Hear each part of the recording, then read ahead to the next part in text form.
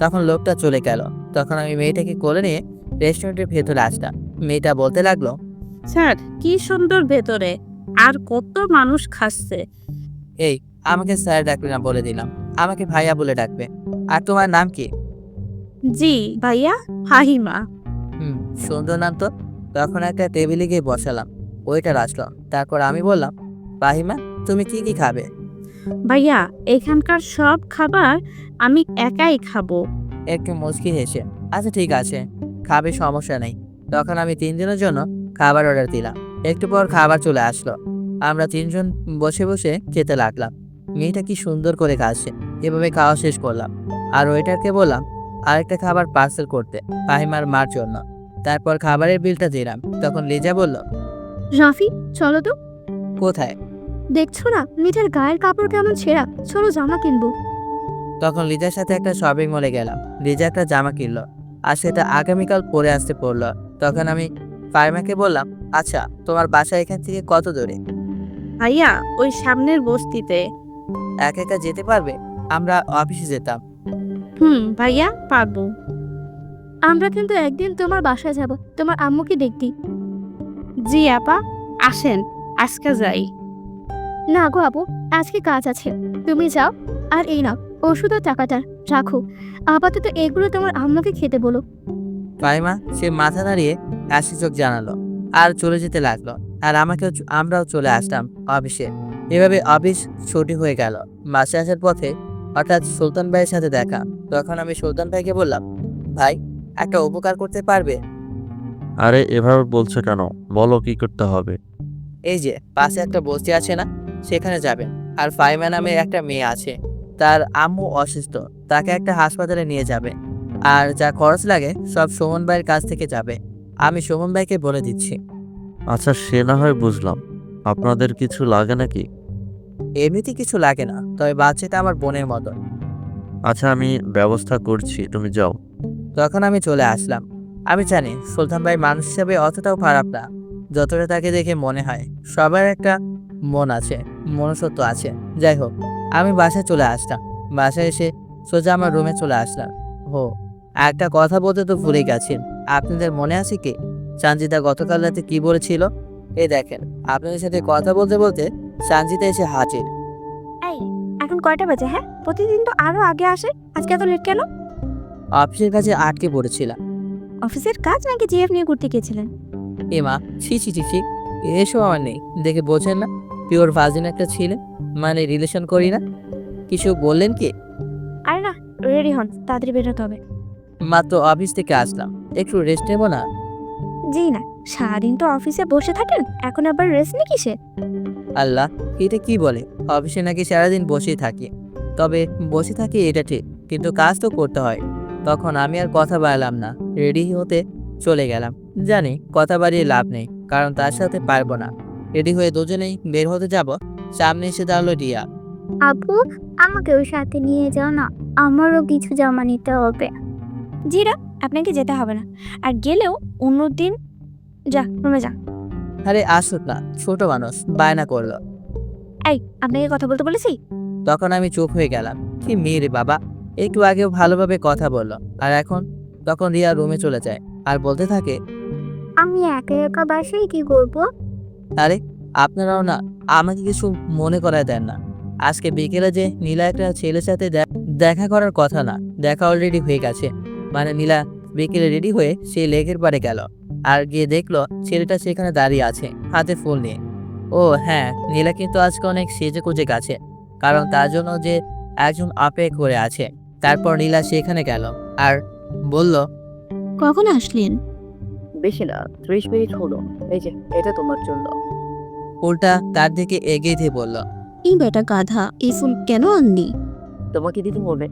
ওকে, ফুল দেওয়া হয়েছে, এখন যা। যাবো মানে? আমি তো তোমাকে ভালোবাসি। সেটা এভাবে বলে কেউ? শালা আনবিমার্টিক, প্রপোজ কর। তখন নীলা হাত থেকে পারভেজের ফুলটা নিয়ে হাঁটু গেড়ে বলতে লাগলো।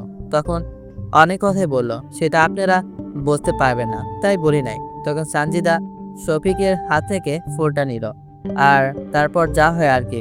তারপর আমি আর সানজিদা একটা রিক্সা উঠলাম। রিক্সা চলতে লাগলো তার আপন গতিতে। আমি অবশ্য সঞ্জিতা থেকে একটু দূরত্ব বজায় রেখে বসেছি, কারণ মেয়েটা একটু রাগী। রিক্সা ঝাঁকিতে যদি তার শরীরে আমার শরীর লাগে, বলা তো চায় না কি করে বসে। তবে দুজন একটা রিক্সা উঠে দূরত্ব কতটা থাকতে পারে সেটা বুঝতেই পারছেন। তবে আমি চেষ্টা করছি একটু দূরে থাকার জন্য। এটা দেখে সঞ্জিতা বলতে লাগলো, কি হলো মিস্টার রাফি? এরকম মুচড়ে পড়ছেন কেন? কোনো সমস্যা কি? আরে না, আমি তো ঠিকই আছি। তাহলে এরকম করছেন কেন? আর আপনি এত সাইডে বসেছেন কেন? পড়ে তো যাবেন। না, সমস্যা নেই। তখন সঞ্জিতা বলল, আচ্ছা, তাহলে আমি এক কাজ করি, আমি নিজেই না হয়ে আপনাকে ধাক্কা দিয়ে ফেলে দিই, এমনি তো পড়ে যাবেন। তখন সঞ্জিতা আমার হাতটা ধরলো আর টান দিয়ে তার কাছে নিয়ে আসলো। তার কাছে মানে আপনারা কি বুঝলেন? আরে ওই মাঝখানের জায়গাটা পূরণ করলো। গুটি গুটি অন্ধকার, তার মাঝে রিক্সা করে যাচ্ছি শহরের রাস্তা দিয়ে। কত কাপড় যাচ্ছে, আবার কেউ বা আমার মতো ফেসে বাড়িওয়ালার মেয়েকে নিয়ে শপিং করতে যাচ্ছে। এভাবে শপিং মলে পৌঁছে গেলাম। তারপর দুজনে একটা শপিং মলে ঢুকলাম। সঞ্জিতা তো একের পর এক কাপড় দেখে যাচ্ছে, আর আমি শুধু তার পিছে পিছে ঘুরতে লাগলাম। নিজেকে কেমন যেন বডিগার্ড মনে হচ্ছে। আসলেই তো, আমরা যখন মেয়েদের সাথে শপিং করতে যাই তখন নিজেকে বডিগার্ড মনে হয়। সে পুরো শপিং মল ঘোরে, আর আমরা ছেলেরা তার পিছে পিছে ঘুরতে হয়। ঘুরতে ঘুরতে হঠাৎ কিছু একটার সাথে ধাক্কা খেয়ে ঠাস করে পড়ে গেলাম। আমি তো পড়ে গিয়ে বলতে লাগলাম, ও মা গো, গেল গো আমার কোমরটা গো, আমার কোমরটা গেল গো। কিন্তু এ কি, ব্যথা কেন করছে না? তাহলে আমি কাছি কেন? হঠাৎ নিচের দিকে তাকিয়ে দেখলাম, এ মা, ব্যথা যাবো কি করে? নিচে তো থুলার মধ্যে একটা মেয়ে পড়ে আছে। তার উপর আমি এই জন্য তো কোনো ব্যথা পাচ্ছি না। কিন্তু নিচে যিনি পড়ে আছেন সে তো রাগে একদম ফায়ার মনে হয়, সত্যি আমাকে গিরে ফেলবে। তখন আমি নিচের দিকে তাকিয়ে দেখলাম একটা মেয়ে আমার নিচে পড়ে আছে। মানে আমি একটা মেয়ের সাথে ধাক্কা খেয়ে পড়ে গেছি। তখন তাড়াহুড়ো করে উঠলাম। অবশ্য আমি কোনো ব্যথা পাই নাই, হয়তো মেয়েটা একটু ব্যথা পেয়েছে, তাই আমি হাত বাড়ালাম আর মেয়েটাকে ওঠালাম আর বলতে লাগলাম, সরি মিস, আসলে আমি ইচ্ছে করে। ঠাস, ঠিক ধরেছে, একটা চড় মারলো আর বলতে লাগলো, আসলে আমি কিছু বলতে যাব তখনই সঞ্জিতা বলতে লাগলো, এই মেয়ে, তোমার সমস্যা কি? হ্যাঁ, সে দেখলে কি তোমার মতো মেয়ের উপর দিয়ে কে পড়তো? হ্যাঁ, আর এটা একটা অ্যাক্সিডেন্ট, আর সে তো আপনাকে সরি বলেছে, তাও আপনি তাকে একটা চড় মারলেন। আমি ওর জিএফ, আর সবাই দেখেন তো, আমার মতো জিএফ রেখে কেউ কি এই মেয়েটার উপরে গিয়ে পড়বে? আমার তো এখন মনে হচ্ছে আপনি নিজেই তার উপরে পড়তে চেয়েছিলেন। এই, কি করবেন? হ্যাঁ, এত ভাব কিসের? আর আমি এদের ঝগড়া দেখে বুঝতে পারছি না ঝামেলাটা কার সাথে হয়েছে। আর এখানে যদি দুজন আর 2 মিনিট থাকে তাহলে চুল ধরে করতে পারে, আর দেরি হবে না। তখন আমি সঞ্জিতার কাছে গেলাম আর ওর হাত ধরে টানতে টানতে সেখান থেকে চলে আসতে লাগলাম। আর মেয়েটাকে বললাম, সরি আপু, সত্যি আমি ইচ্ছে করে বা দেখে করি নাই, ক্ষমা করবেন। তখন সঞ্জিতাকে নিয়ে আরেক সাইডে নিয়ে আসলাম আর বলতে লাগলাম, কি করছে এটা? আপনারা ঠিকই ধরেছেন, চরটা আমাকেই মেরেছে। খুব ইচ্ছে করে না মেয়েদের উপরে পড়তে? গালে হাত দিয়েও? তুমিও? ও, অন্য মেয়েরা মারলে কিচ্ছু না, আর আমি মারলেই দোষ? কেউ ওরে একটু বোঝাও। আচ্ছা, তোমার কেনাকাটা শেষ? কই, কিছু কিনলে তো হাতেই থাকতো, তাই না? আর কিনবো কখন? এদিকে তো আপনাকে সামলাতেই পারি না। পুরো 1 ঘন্টা করলো, এখনো নাকি কোনো কিছুই কেনা হয়নি। আল্লাহ, আমারে উঠায় নাও। আচ্ছা, ভাবতেছি একটা শাড়ি নিব, কিন্তু কি রঙের নিব? আপনার কি রং পছন্দ? আপনাকে নীল শাড়িতে অসম্ভব সুন্দর লাগবে, আর এই রংটা আমার খুব পছন্দের। আচ্ছা, চলেন। তখন তার সাথে আবার দোকানে গেলাম আর শাড়ি দেখতে লাগলাম। এরপর একটা শাড়ি নিল। এভাবে কেনাকাটা করতে করতে রাত 10টা বেজে গেল। এখন আমরা রিক্সা আছি আর সেটা নিয়ে বাসে আসতেছি। আগামীকাল শুক্রবার, তাই তেমন টেনশন নাই।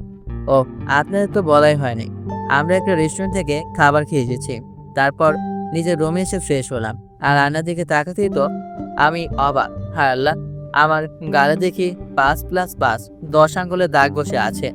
বাপরে, নিজের গায়ে তো দেখি হেব্বি চোর, কি চরটাই না দিল না। আর মেয়ে মানুষের সাথে শপিং করতে যাব না। এরপর ফোনটা হাতে নিলাম আর নোটবুকে একটা লেখালেখি করলাম। এরপর ঘুমিয়ে পড়লাম। সকালে ঘুম থেকে উঠে একটু ছাদে গেলাম, এবং অবশ্য ভয় নেই, কারণ বাড়িওয়ালার কোনো মেয়ে হয়তো ছাদে ওঠার জন্য কিছু বলবে না। ছাদের এক কোণে দাঁড়িয়ে আছি, হঠাৎ কাউকে ফোনে কথা বলতে শুনলাম। তো আবার বাবু সোনা এসব আর কি। আমার আর বুঝতে বাকি রইল না এসব কাকে ডাকে, কিন্তু কে ডাকছে সামনে তাকিয়ে দেখি, আরে এটা তো নীলা, লাউ ঠেলা। এ মেয়ে আবার কার প্রেমে পড়লো বুঝতে পারছি না। এত বড় হলাম এখন পর্যন্ত কারো মুখ থেকে আদর করে বাবু শোনা এসব শুনতে পারলাম না। আর তারা তো পুরা স্টেজে মেরে দিল। এই জীবন দেখে কি লাভ? না, আগে তো জেনে নেই কার সাথে কথা বলছে। তখন আমি আস্তে আস্তে তার কাছে গেলাম আর একটা গলা কাছে দিলাম, পুরো আঙ্কেল যেভাবে দেয় আর কি। গলার কাছে শুনে তো নীলার হাত থেকে কোনটা পড়ে গেল। ভয়ে ভাগ্যিস কোনটার কিছু ভয় নাই। তখন নীলা আমার দিকে তাকালো আর ভয়ে ভয়ে বলতে লাগলো, রাফি ভাইয়া আপনি? জি ওই ওই আর কি, একটু ছাদে আসলাম। তা তোমার কি বাচ্চা আছে নাকি? কি বলেন ভাইয়া এইসব? আমার তো বিয়েই হয় নাই, তাহলে বাচ্চা আসবে কোথা থেকে? গভীর প্রশ্ন তাহলে। বাবু সোনা তামা সীসা এইসব কাকে ডাকছ? ও ভাইয়া এটা মানে মাথা চুলকাচ্ছে আর ইয়ে করছে। আরে হয়নি, ইয়ে না করে বলে ফেলো। ভাইয়া আমি না একটা ছেলেকে পছন্দ করি, না মানে ভালোবাসি। ইনফ্যাক্ট সেও আমাকে ভালোবাসে। লও ঠেলা, আমি সেটা এভাবে বলার কি আছে? না মানে ভয় করছিল যদি আপনি আব্বুকে বলে দেন। জি, এখন আমি সেটাই করব। এটা বলে ছাদ থেকে চলে আসতে লাগলাম। ভাইয়া প্লিজ বলবেন না, অনেক বড় সমস্যা হয়ে যাবে। রিকোয়েস্ট করে যখন বলছো তাই বলবো না, তবে আমার একটা শর্ত আছে। কি শর্ত ভাইয়া বলেন? ছেলেটাকে আমার সাথে দেখা করাতে হবে। আচ্ছা ভাইয়া করাবো, এতে কোনো সমস্যা নেই, কিন্তু আপনি কাউকে কিছু বলবেন না। আচ্ছা ঠিক আছে, বলবো না। আচ্ছা আমি চাই তুমি তোমার বাবু তো আমার সাথে কথা বলো। এটা বলে সেখান থেকে চলে আসলাম। এসে নাস্তা করার জন্য সবকিছু রেডি করতে লাগলাম। এর মধ্যে আরেকজন এসে হাজির। কলিং বেল দিতে লাগলো। দরজা খুলে দেখি সঞ্জিতা। আরে এত সকালে কিছু লাগবে নাকি? না তেমন কিছু না, কি করছেন সেটা দেখতে আসলাম। এই তো নাস্তা তৈরি করছি, রুটি বানাবো আর কি। আপনি রুটি বানাতে পারেন? এত অবাক হওয়ার কি আছে, বানাতে পারি। ওকে, আমি দেখবো কিভাবে রুটি বানান আপনি, আর সেটা খেয়ে তারপরেই যাবো। আচ্ছা তখন কিচেনে গেলাম আর রুটি বানাতে রাখলাম। অবশ্য পারি না, তবুও সিঙ্গেল মানুষ রুটি হলেই হলো। একটা রুটি বানালাম, সেটা অবশ্য দেখতে খাবার হয় নাই, নাজিয়ার মানচিত্রের মতো হয়েছে। এটা দেখে তো সঞ্জিতা হাসতে হাসতে গড়াগড়ি খাচ্ছে। বুঝলাম না এখানে হাসার কি আছে? এটা রুটি মাঝখানে তো ছিঁড়ে গেছে। তাতে কি, রুটি তো নাকি। আর এটাই আমার জন্য অনেক সুন্দর হয়েছে। বুঝতে পেরেছি। এদিকে আসুন, আমি আপনাকে শিখিয়ে দিচ্ছি কিভাবে বানাতে হয়। তখন আমি একটু সাইডে গেলাম আর সে বানাতে গেল। একা বানালো, খুব সুন্দর হয়েছে। মানে আমারটা তো নাজিয়ার মানচিত্রের মতো হয়েছিল, আর এটা ইঙ্গিত মানচিত্র হয়েছে। এটা রুটি? মানে আমিও পারি না। সেটা তোমাকে দেখলেই বোঝা যায়। সাইডে আসেন, আমি বানাচ্ছি। তখন সঞ্জিতা সাইডে আসলো আর আমি রুটি বানাতে লাগলাম। হঠাৎ সঞ্জিতা বলল, আজকে বিকেলে কি ফ্রি আছেন? কিন্তু কেন? বিকেলে এই নদীর ধারে আসবেন, একটু দরকার আছে। কি দরকার সেটাই তো জানতে চাচ্ছি। আরে নিয়ে আপনি এত বেশি কথা বলেন কেন? সেখানে গেলেই তো বুঝতে পারবেন। আচ্ছা সেটা না হয় যাব, এখন আমার রুটি খেয়ে বলো কেমন হয়েছে। তখন আমি ডাইনিং টেবিলে নিয়ে গেলাম আর খেতে বসলাম। সঞ্জিতা বলল, ভালোই হয়েছে বিকেলের কথা, যাতে মনে থাকে। এখন আমি যেতে হবে। তখন সঞ্জিতা চলে গেল আর আমি একা একা খেতে লাগলাম। খাওয়া দাওয়া শেষ করে কিছু কেনাকাটা করার জন্য বাইরে আসলাম, মানে শাকসবজি আর কি। কেনাকাটা শেষ করে বাসায় এসে যাব, সামনে পড়লো সুলতান ভাই। আরে ছোট ভাই যে, কেমন আছো ভাই? এই তো ভাই, আলহামদুলিল্লাহ। আপনি কেমন আছেন? আরে আমার কথা ছাড়ো, হাতে এসব কি? এই তো ভাই, কিছু কেনাকাটা করলাম, সেগুলো নিয়ে যাচ্ছি। কি, তুমি এসব নিয়ে যাবে আমি থাকতে? এই তোরা দাঁড়িয়ে কি দেখছিস? ওর হাত থেকে এগুলো নিয়ে ভাইয়ের বাসায় পৌঁছে দে। আরে না ভাই, এগুলো আমি নিজেই নিতে পারবো। আরে কি বলো, এই তোরা যা। তারপর একজন আমার হাতে ব্যাগটা নিয়ে গেল। তখন সুলতান ভাই আমাকে জিজ্ঞেস করলো, এলাকায় আমার কোনো সমস্যা হচ্ছে নাকি। সুমন ভাই নাকি বলেছে আমার খোঁজ খবর রাখতে। তারপর তার সাথে আরো কিছু কথা বলে চলে আসতে লাগলাম। বাসায় এসে গোসল করলাম আর নামাজ পড়তে গেলাম। নামাজ পড়ে বাসায় এসে দিলাম এক ফোন। বিকেলে ঘুমিয়ে আছি, হঠাৎ ফোনটা বাজতে লাগলো। মনে মনে ফোন যে দিয়েছে তার 14 গোষ্ঠী উদ্ধার করলাম।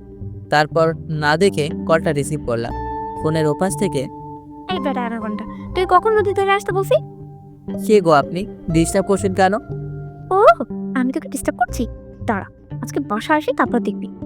মনে মনে, আরে এটা তো সানজিদা, ঘুমের ঘরে কি বললাম তাকে? এই সরি সরি, আমি আসতেছি।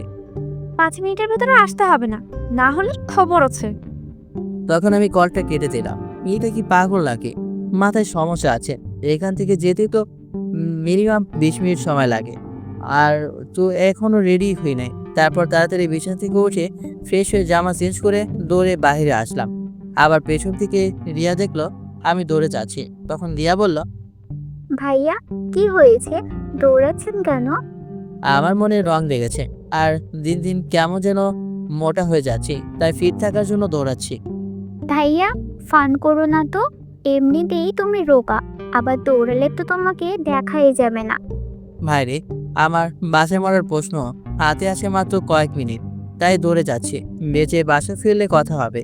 এদিকে কপাল খারাপ থাকলে যা হয় আর কি। শালা, মানুষের কত ভালো ভালো রসি হয়, আর আমার আমার মনে হয় কুত্তা রাশি।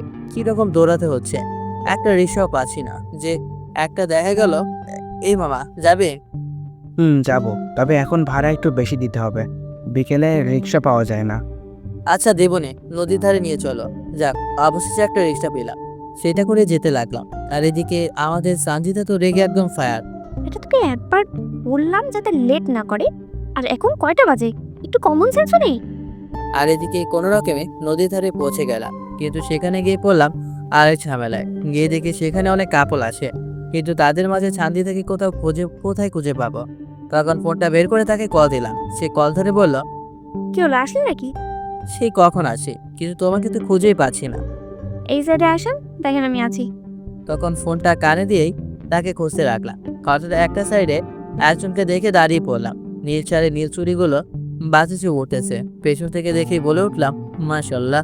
আর এটা সানজিদা শুনে ফেললো আর বলল, কাকে দেখে মাশাআল্লাহ বললেন? এই বলে সামনের দিকে ফিরলো। আর তাকে দেখে তো আমি পুরোই হতবাক। একটা মানুষ এতটা সুন্দর কি করে হতে পারে? মনে হচ্ছে উপরওয়ালা নিজের হাতে যত্ন করে বানিয়েছে। চোটে হালকা করে লিপস্টিক, সাথে হালকা মেকআপ, কপালে টিপ। আর ওসব না বলি, যদি প্রেমে পড়ে যান, মোট কথা পুরো নীলপরির মতো লাগতেছে। তখন আমি তার কাছে গেলাম। এখন কয়টা বাজে? আর তোমার কয়টার সময় আসার কথা ছিল? আসলে সরি, আমি দুপুরে নামাজ পড়ে ঘুমিয়ে গিয়েছিলাম, আর মনে ছিল না। তোমার কল পেয়ে মনে হলো। কথাগুলো একদমই বলে ফেললাম, তাও চোখ বন্ধ করে। কথাগুলো শেষ করে চোখ খুলে সামনে তাকাতেই যেটা দেখতে পেলাম, আমি যেন আমার চোখে বিশ্বাস করতে পারছি না। এটা কি করে সম্ভব? আকাশ থেকে নেমে আসা নীলপরিটা আমার সামনে হাঁটু গেড়ে একগুচ্ছ গোলাপ হাতে নিয়ে আমার মুখের দিকে তাকিয়ে আছে। শান্তিদায় হাঁটু গেড়ে আমাকে প্রপোজ করছে। আপনারা নিশ্চয়ই অবাক হচ্ছেন। আমি নিজেও অবাক হচ্ছি এই ব্যাপারটা দেখে, যে মেয়েটা কিনা আমাকে দেখতেই পারতো না, সবসময় আমাকে বাসা থেকে তাড়িয়ে দেওয়ার চেষ্টা করতো, সে কিনা আমাকে প্রপোজ করছে। বিশেষ করে রাফি, তোমার সাথে আমার যেদিন তোমার রুমে ধাক্কা লেগেছিল, জানি না সেদিনের পর থেকেই কেন তোমার দিকে আমাকে কেন আকৃষ্ট করে। অনেকবার প্ল্যান করেছিলাম তোমাকে বাসা থেকে বের করার জন্য, কিন্তু আমি অসফল হয়েছি। কিন্তু পরে আবার খুশিও হয়েছি। এভাবে আস্তে আস্তে আমি তোমাকে আমার এই ভাইদের হৃদয়টা কবে দিয়ে ফেলেছি সেটা জানি না। এখন তোমাকে ছাড়া একটা মুহূর্তও থাকতে পারি না একা থাকে। I love you Rafi, do you love me? এটা বলে আমার দিকে তাকিয়ে আছে, আর আমি তো একের পর এক অবাক হচ্ছি। কি বলছি কি মেয়েটা? ওর কি মাথা ঠিক আছে নাকি? আর সানজিদা তো আমার সামনে ফুল নিয়ে হাঁটু গেড়ে আছে। আমি ফুলগুলো নিচ্ছি না দেখে সানজিদা বলল, এই সমস্যা কি? হ্যাঁ, এভাবে কতক্ষণ থাকবো? তাড়াতাড়ি ফুল নেয়। তার এই ফাপও শুনে আমি ফুলগুলো নিলাম। তখন সানজিদা বলল, এখন কি বলতে হয় জানিস না? কি বলবো? এটা মুফিস, তখন আমি কি বলছি আর কি প্রশ্ন করছি? I love you too. জানি না এটা কিভাবে মুখ থেকে বের হয়ে গেল, মনের অজান্তে বের হয়ে গেল। তবে একটা কথা যেটা আমার পাঠকরা এখনো জানে না, আমি কিন্তু সানজিদাকে সেই আগে থেকেই পছন্দ করতাম, যেদিন ওকে প্রথমেই বাসায় দেখি সেদিন থেকে। তখন সানজিদা বলল, এখন তাহলে আমাকে তোলো বাবু। তখন সানজিদাকে তোলার জন্য একটা হাত দিলাম, আর সানজিদাও আমার হাত ধরে উঠে আসলো। আর আপনারা কি ভাবছেন, আমাকে জড়িয়ে ধরলো? আরে না, ঠাস করে একটা মারলো। আমি তো চরকে গালে হাত দিয়ে বোকার মতো দাঁড়িয়ে রইলাম। এইমাত্র আমাকে এত সুন্দর করে প্রপোজ করলো, আর উঠে এসে ঠাস করে চর মারলো। এটা কেমন সভ্যতা বুঝতে পারলাম না। সর মারলে কেন? আর কখনো যাতে আমার সাথে দেখা করার কথা ভুলে না যাও সেই জন্য। তাই বলে এভাবে মারবে? এটা বলে একটু অভিমান করে চলে আসতে লাগলাম, আর সঞ্জিতা পেছন থেকে দৌড়ে আসে আর বলছে, বাবুটা কি আমার রাগ করেছে? এটা বলে পেছন থেকে আমাকে জড়িয়ে ধরলো। তখন আমি সামনের দিকে তাকিয়ে তাকে নিয়ে আসলাম, আর সঞ্জিতা যেটা করলো, আরে ধুর মিয়া, এবার কিন্তু চট দেয় নাই, এবার ওই যে একটা ইয়ে দিল, মানে কিস আর কি। সঞ্জিতা কিস দিয়ে আমার বুকে মাথা রাখলো, আর মনের মানুষ কিস দিলে তার প্রতি আর অভিমান করে থাকা যায় বলে? আর আমিও বা কম কেসে, আমি একটা দিয়ে দিলাম, কিয়ে মানে কিস আর কি। তারপর দুজনে ঘুরতে লাগলাম হাজারো কাপড়ের মাঝে। হঠাৎ সে বায়না ধরলো সে ফুচকা খাবে। আজ কিন্তু ফুচকা খেতে আমার কোনো সমস্যা নেই, কারণ আজকে তো সাথে মনের মানুষ আছে। আজ ফুচকা খেলে তো কোনো সমস্যা নেই, তাই দুজনে মিলে ফুচকা খেতে লাগলাম। আজ ফুচকা খাওয়ার মাঝে একটা অন্যরকম ফিলিংস আছে। এভাবে সন্ধ্যা পর্যন্ত ঘোরাঘুরি করলাম, তারপর একটা রিক্সা করে বাসায় চলে আসলাম। তারপর যে যার রুমে চলে আসলাম। রুমে এসে ভাবতে লাগলাম আজকে বিকেল থেকে আমার সাথে কি কি ঘটে গেল। পুরোটা কেমন নাটকের মতো লাগতেছে, সত্যি বলতেছি। এখনো কেমন যেন আমার বিশ্বাস হচ্ছে না কোনো কোনো কিছু। সঞ্জিতা আমাকে প্রপোজ করলো। এরপর ফোনটা হাতে নিলাম আর বাসায় কল দিলাম আম্মুর কাছে। সালাম দিয়ে ভালো মন্দ জিজ্ঞেস করলাম। তখন আম্মু বলল, কি রে বাবা, তুই কবে আসবি বাড়িতে? আম্মু খুব তাড়াতাড়ি ছুটি পাবো, তখন আসবো। আর তোমার জন্য একটা স্মার্টফোনে নিয়ে আসবো, যেটা দিয়ে তুমি আমাকে দেখতে পাবে। সে না হয় তুই আসিস, এবার কিন্তু আসলে বিয়ে করতে হবে। ছুট আম্মু, তাহলে কিন্তু বাসায় আসবো না। আর আম্মু, আমি না একটা প্রেম করতেছি। কি, তুই প্রেম করছিস? হাসো কেন আম্মু? তো আসবো না, তুই নাকি প্রেম করছিস, ভাবা যায়? আচ্ছা, তোর মতো বলদকে কোন মেয়ে পছন্দ করলো শুনি? সেটা একজন করছে, সেটা এখন বলবো না, সময় হলে ঠিক বলবো। আর মেয়েটা কিন্তু অনেক সুন্দর, যেমনটা তুমি চেয়েছিলে, তবে একটু কুন্ডি টাইপের। তোর মতো ছেলের জন্য এরকম মেয়ে যথেষ্ট। কথা শুনিস না, বউয়ের হাতে মার খেয়ে ঠিক হবি। আম্মু, তুমি এসব বলছো? আচ্ছা বল, কেমন আছিস? এই তো ভালো। তারপর কথা বলা শেষ করে রান্না করতে গেলাম। এভাবে রান্না শেষ করলাম, খেতে যাব। হঠাৎ দেখি ফোনটা বাজতেছে, হাতে নিয়ে দেখি সঞ্জিতা কল দিয়েছে। তাই আমি সাথে সাথে রিসিভ করলাম। তখন সঞ্জিতা বলল, কি করছে এখন আমার বাবুটা?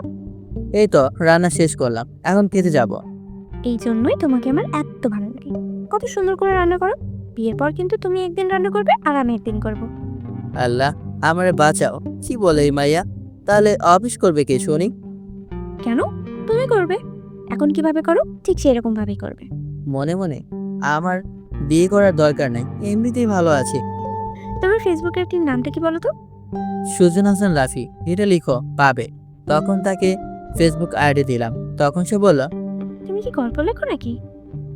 এই তো লিখতেছি তোমার আর আমার গল্পটা, বাড়িওয়ালার 3 মেয়ে। দাঁড়াও, এখন পড়বো গল্পটা। দেখি কি লিখেছো। উল্টোপাল্টা কিছু লিখতে থাকলে না তোমার খবর আছে। আল্লাহ, এইটা আবার কোন বিপদে পড়লাম? এখন তো সে জেনে যাবে তার বোনেরাও আমার পেছনে ঘুরেছে, আবার তার নীরা যে রিলেশন করে সেটাও জেনে যাবে। আর তার সম্বন্ধে কত কিছু লিখেছি। আল্লাহ বাঁচাও আমারে, না হয় তুলে নাও। তখন সঞ্জিতা বলল, আচ্ছা তুমি ঘুমাও, কালকে তো আবার অফিসে যেতে হবে। এখন আর ফোন টিপবে না, সরাসরি ঘুম। আমিও ভদ্র ছেলের মতো শুয়ে পড়লাম আর ভাবতে লাগলাম মেয়েটা এরকম কেন, তাকে কেন আমি বুঝতে পারি না। যাই হোক, এইসব ভাবতে ভাবতে আমি ঘুমিয়ে পড়লাম। সকালে ফোনের আওয়াজে ঘুমিয়ে গেল। ফোনটা হাতে নিয়ে দেখলাম লিজা কল দিয়েছে। আমি ভাবতে লাগলাম এত সকালে হঠাৎ আমাকে কেন কল দিল, বুঝতেই পারছি না। এসব ভাবতে ভাবতে কলটা কেটে গেল। আবার কল দিল। তখন আমি আর কিছু না ভেবে কলটা রিসিভ করলাম। এই রাফি, এখন ওঠো নাই? তোমার কল পেয়ে মাত্র উঠলাম, তা এত সকালে কল দিলে কেন? আসলে একটা কাজ করতে হবে তোমার। কি কাজ সেটা বলো। তুমি আগে অফিসে আসো, তারপর তোমাকে আমি সব বলতেছি। আচ্ছা ঠিক আছে, আমি আসছি। তখন আমি কলটা কেটে দিলাম। কি জানি লিজা আবার কি বলে। ঘুম থেকে উঠে হাতে ব্রাশ নিয়ে একটু ছাদে গেলাম। গিয়ে দেখি সঞ্জিতা ছাদে কারোর সাথে ফোনে হেসে হেসে কথা বলতেছে। এটা দেখে আমি কিছু না বলে তার পাশে গিয়ে দাঁড়ালাম। হঠাৎ আমাকে এখানে দেখতে পেয়ে তাড়াতাড়ি করে ফোনটা কেটে দিল আর আমাকে বলতে লাগলো, এত সকাল সকাল তুমি ছাদে, ব্যাপার কি? আমি তখন এমন একটা ভাব নিলাম যে আমি কিছুই দেখি নাই। এই তো আসলাম, কি করো? এই তো ফ্রেন্ডদের সাথে গল্প করতেছি। তা আমি কি ডিস্টার্ব করছি নাকি? আরে না, ডিস্টার্ব কেন করবে? এটা বলে সে আমার সামনে আসলো আর আলতো করে জড়িয়ে ধরে বলল, তুমি তো ডিস্টার্ব করবে আমাকে, না হলে কে করবে শুনি? আর শোনো, পারলে আজ একটু তাড়াতাড়ি অফিস থেকে চলে আসবে, ঘুরতে যাব। কিন্তু আজ তো ছুটি পাবো না, আর অফিসে অনেক কাজ জমে আছে, নতুন প্রজেক্ট হাতে এসেছে, এসব কথা বলতেছি। হঠাৎ কারোর পায়ের শব্দ শুনতে পেলাম, তখন শান্তিদা আস্তে করে সাইডে চলে আসলো। তখন তাকিয়ে দেখি রিয়া আসে। রিয়া সোজা আমাদের কাছে আসলো আর বলতে লাগলো, ভাইয়া, আজকে অফিস যাওয়ার সময় আমাকে সাথে করে নিয়ে যেতে পারবে? আমি কিছু বলতে যাবো তার আগে সঞ্জিতা বলতে লাগলো, কেন তোকেও নিয়ে যাবে? কেন, তুই একা যেতে পারিস না? একা যেতে পারি না দেখেই তো ভাইয়াকে বললাম। আর তুই এমন করছিস কেন? মনে হচ্ছে তোর কোনো জিনিস আমি নিয়ে যাচ্ছি। রিয়া তুমি যাও, রেডি হও, আমি যাওয়ার সময় না হয় তোমাকে সাথে করে নিয়ে যাব। ধন্যবাদ ভাইয়া।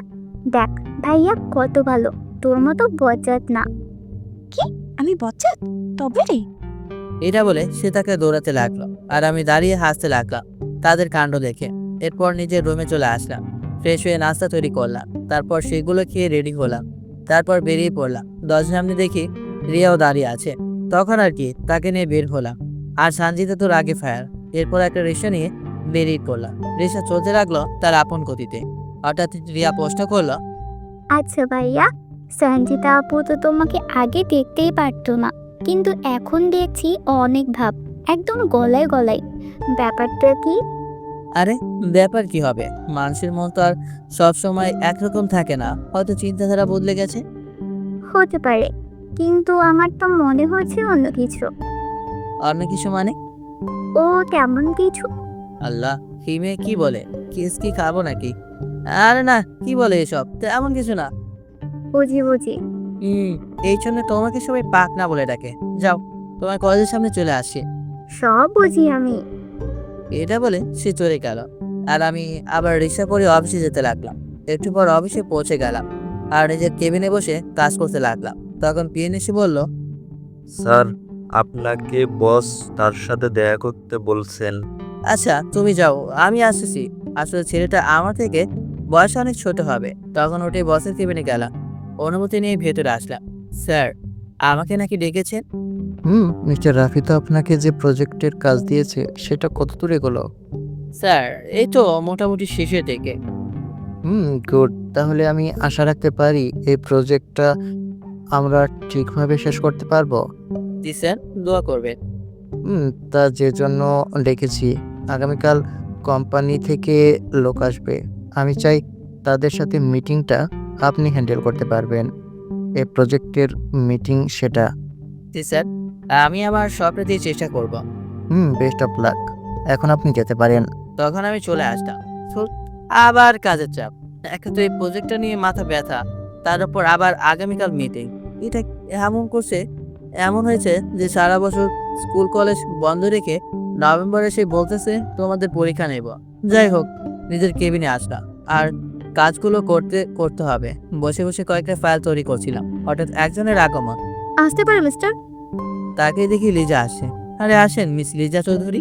তখন লিজা আসলো আর বসলো, জিজ্ঞেস করলো আমি বিজি কিনা। ও এই তো, পরে যা বললো সব তাকে বললাম। ও আচ্ছা, বুকে সাহস না, আর কাজ করতে থাকো, এটা কোনো ব্যাপার না। তা তুমি যেন কি বলবে বলেছিলে? আসলে আমি একটা সমস্যায় পড়ে গেছি, আর সেটা হচ্ছে পরিবার থেকে আমার বিয়ের জন্য চাপ দিচ্ছে। ইনফ্যাক্ট তার একটা ছেলেও দেখেছে আমার বিয়ের জন্য। বাবা, খুব ভালো। টিপ কখন দেবে? রাফি, এখন কিন্তু বেশি হয়ে যাচ্ছে, পুরোটা আগে শুনো। আচ্ছা ঠিক আছে, তাহলে বলো। তখন লিজা বলতে লাগলো, আসলে আমি এখন বিয়ে করতে চাচ্ছি না। কিন্তু কেন? বয়স তো কম হয় নাই, পরে তো বুড়ি হয়ে যাবে, আর কেউ পরে বিয়ে করতে চাইবে না। রাফি, বড় বড় চোখ করে তাকিয়ে আছে। আচ্ছা সরি, তুমি বলো। আসলে বিয়েটা এখন আমি করব না, প্রায় 1 বছর পর বিয়ে করব। কিন্তু বাসায় চাপ আর নিতে পারছি না, আর তারা আমাকে জোর করে হলেও বিয়ে দেবে। আর আজ নাকি তারা কোনো একটা ছেলেকে দেখেছে, তার সাথে আমার দেখা করতে হবে। তো তুমি এখন কি করতে চাচ্ছ? আমি শুধু বিয়েটা এখন করব না, বাস। তুমি বিয়ে করবে না ভালো কথা, কিন্তু এখানে আমি কি করতে পারি? তুমি আমার ফ্রেন্ড, আর তুমি বলছো তুমি কি করতে পারবে? তুমি বিয়েটা ভাঙবে। কি বিয়ে ভাঙবো? তাও আবার আমি? এরকম কাজ আমি করতে পারবো না। পরে দেখা যাবে আমার বিয়ের সময় পাত্রীর ফ্রেন্ড এসে আমার বিয়ে ভেঙে দেবে। ধুর, সে একটা ভবিষ্যৎবাণী করে ফেলেছে। শোনো, এত কথা শুনতে চাই না। তুমি আমাকে হেল্প করবে কি না? লাউ ঠেলা, আমি আবার কখন না করলাম? না করো নাই, কিন্তু হুম বলেছো কি? আচ্ছা, আমি রাজি। এখন কি করতে হবে সেটা বলো। আমার কাছে একটা প্ল্যান আছে, আর সেটা হচ্ছে তুমি আমার বিয়ের সেজে আমার সাথে যাবে। অবশ্য বয়ফ্রেন্ড সাজতে কিছু লাগে না, খালি ওখানে গিয়ে কথার পরিবর্তন আনতে হবে।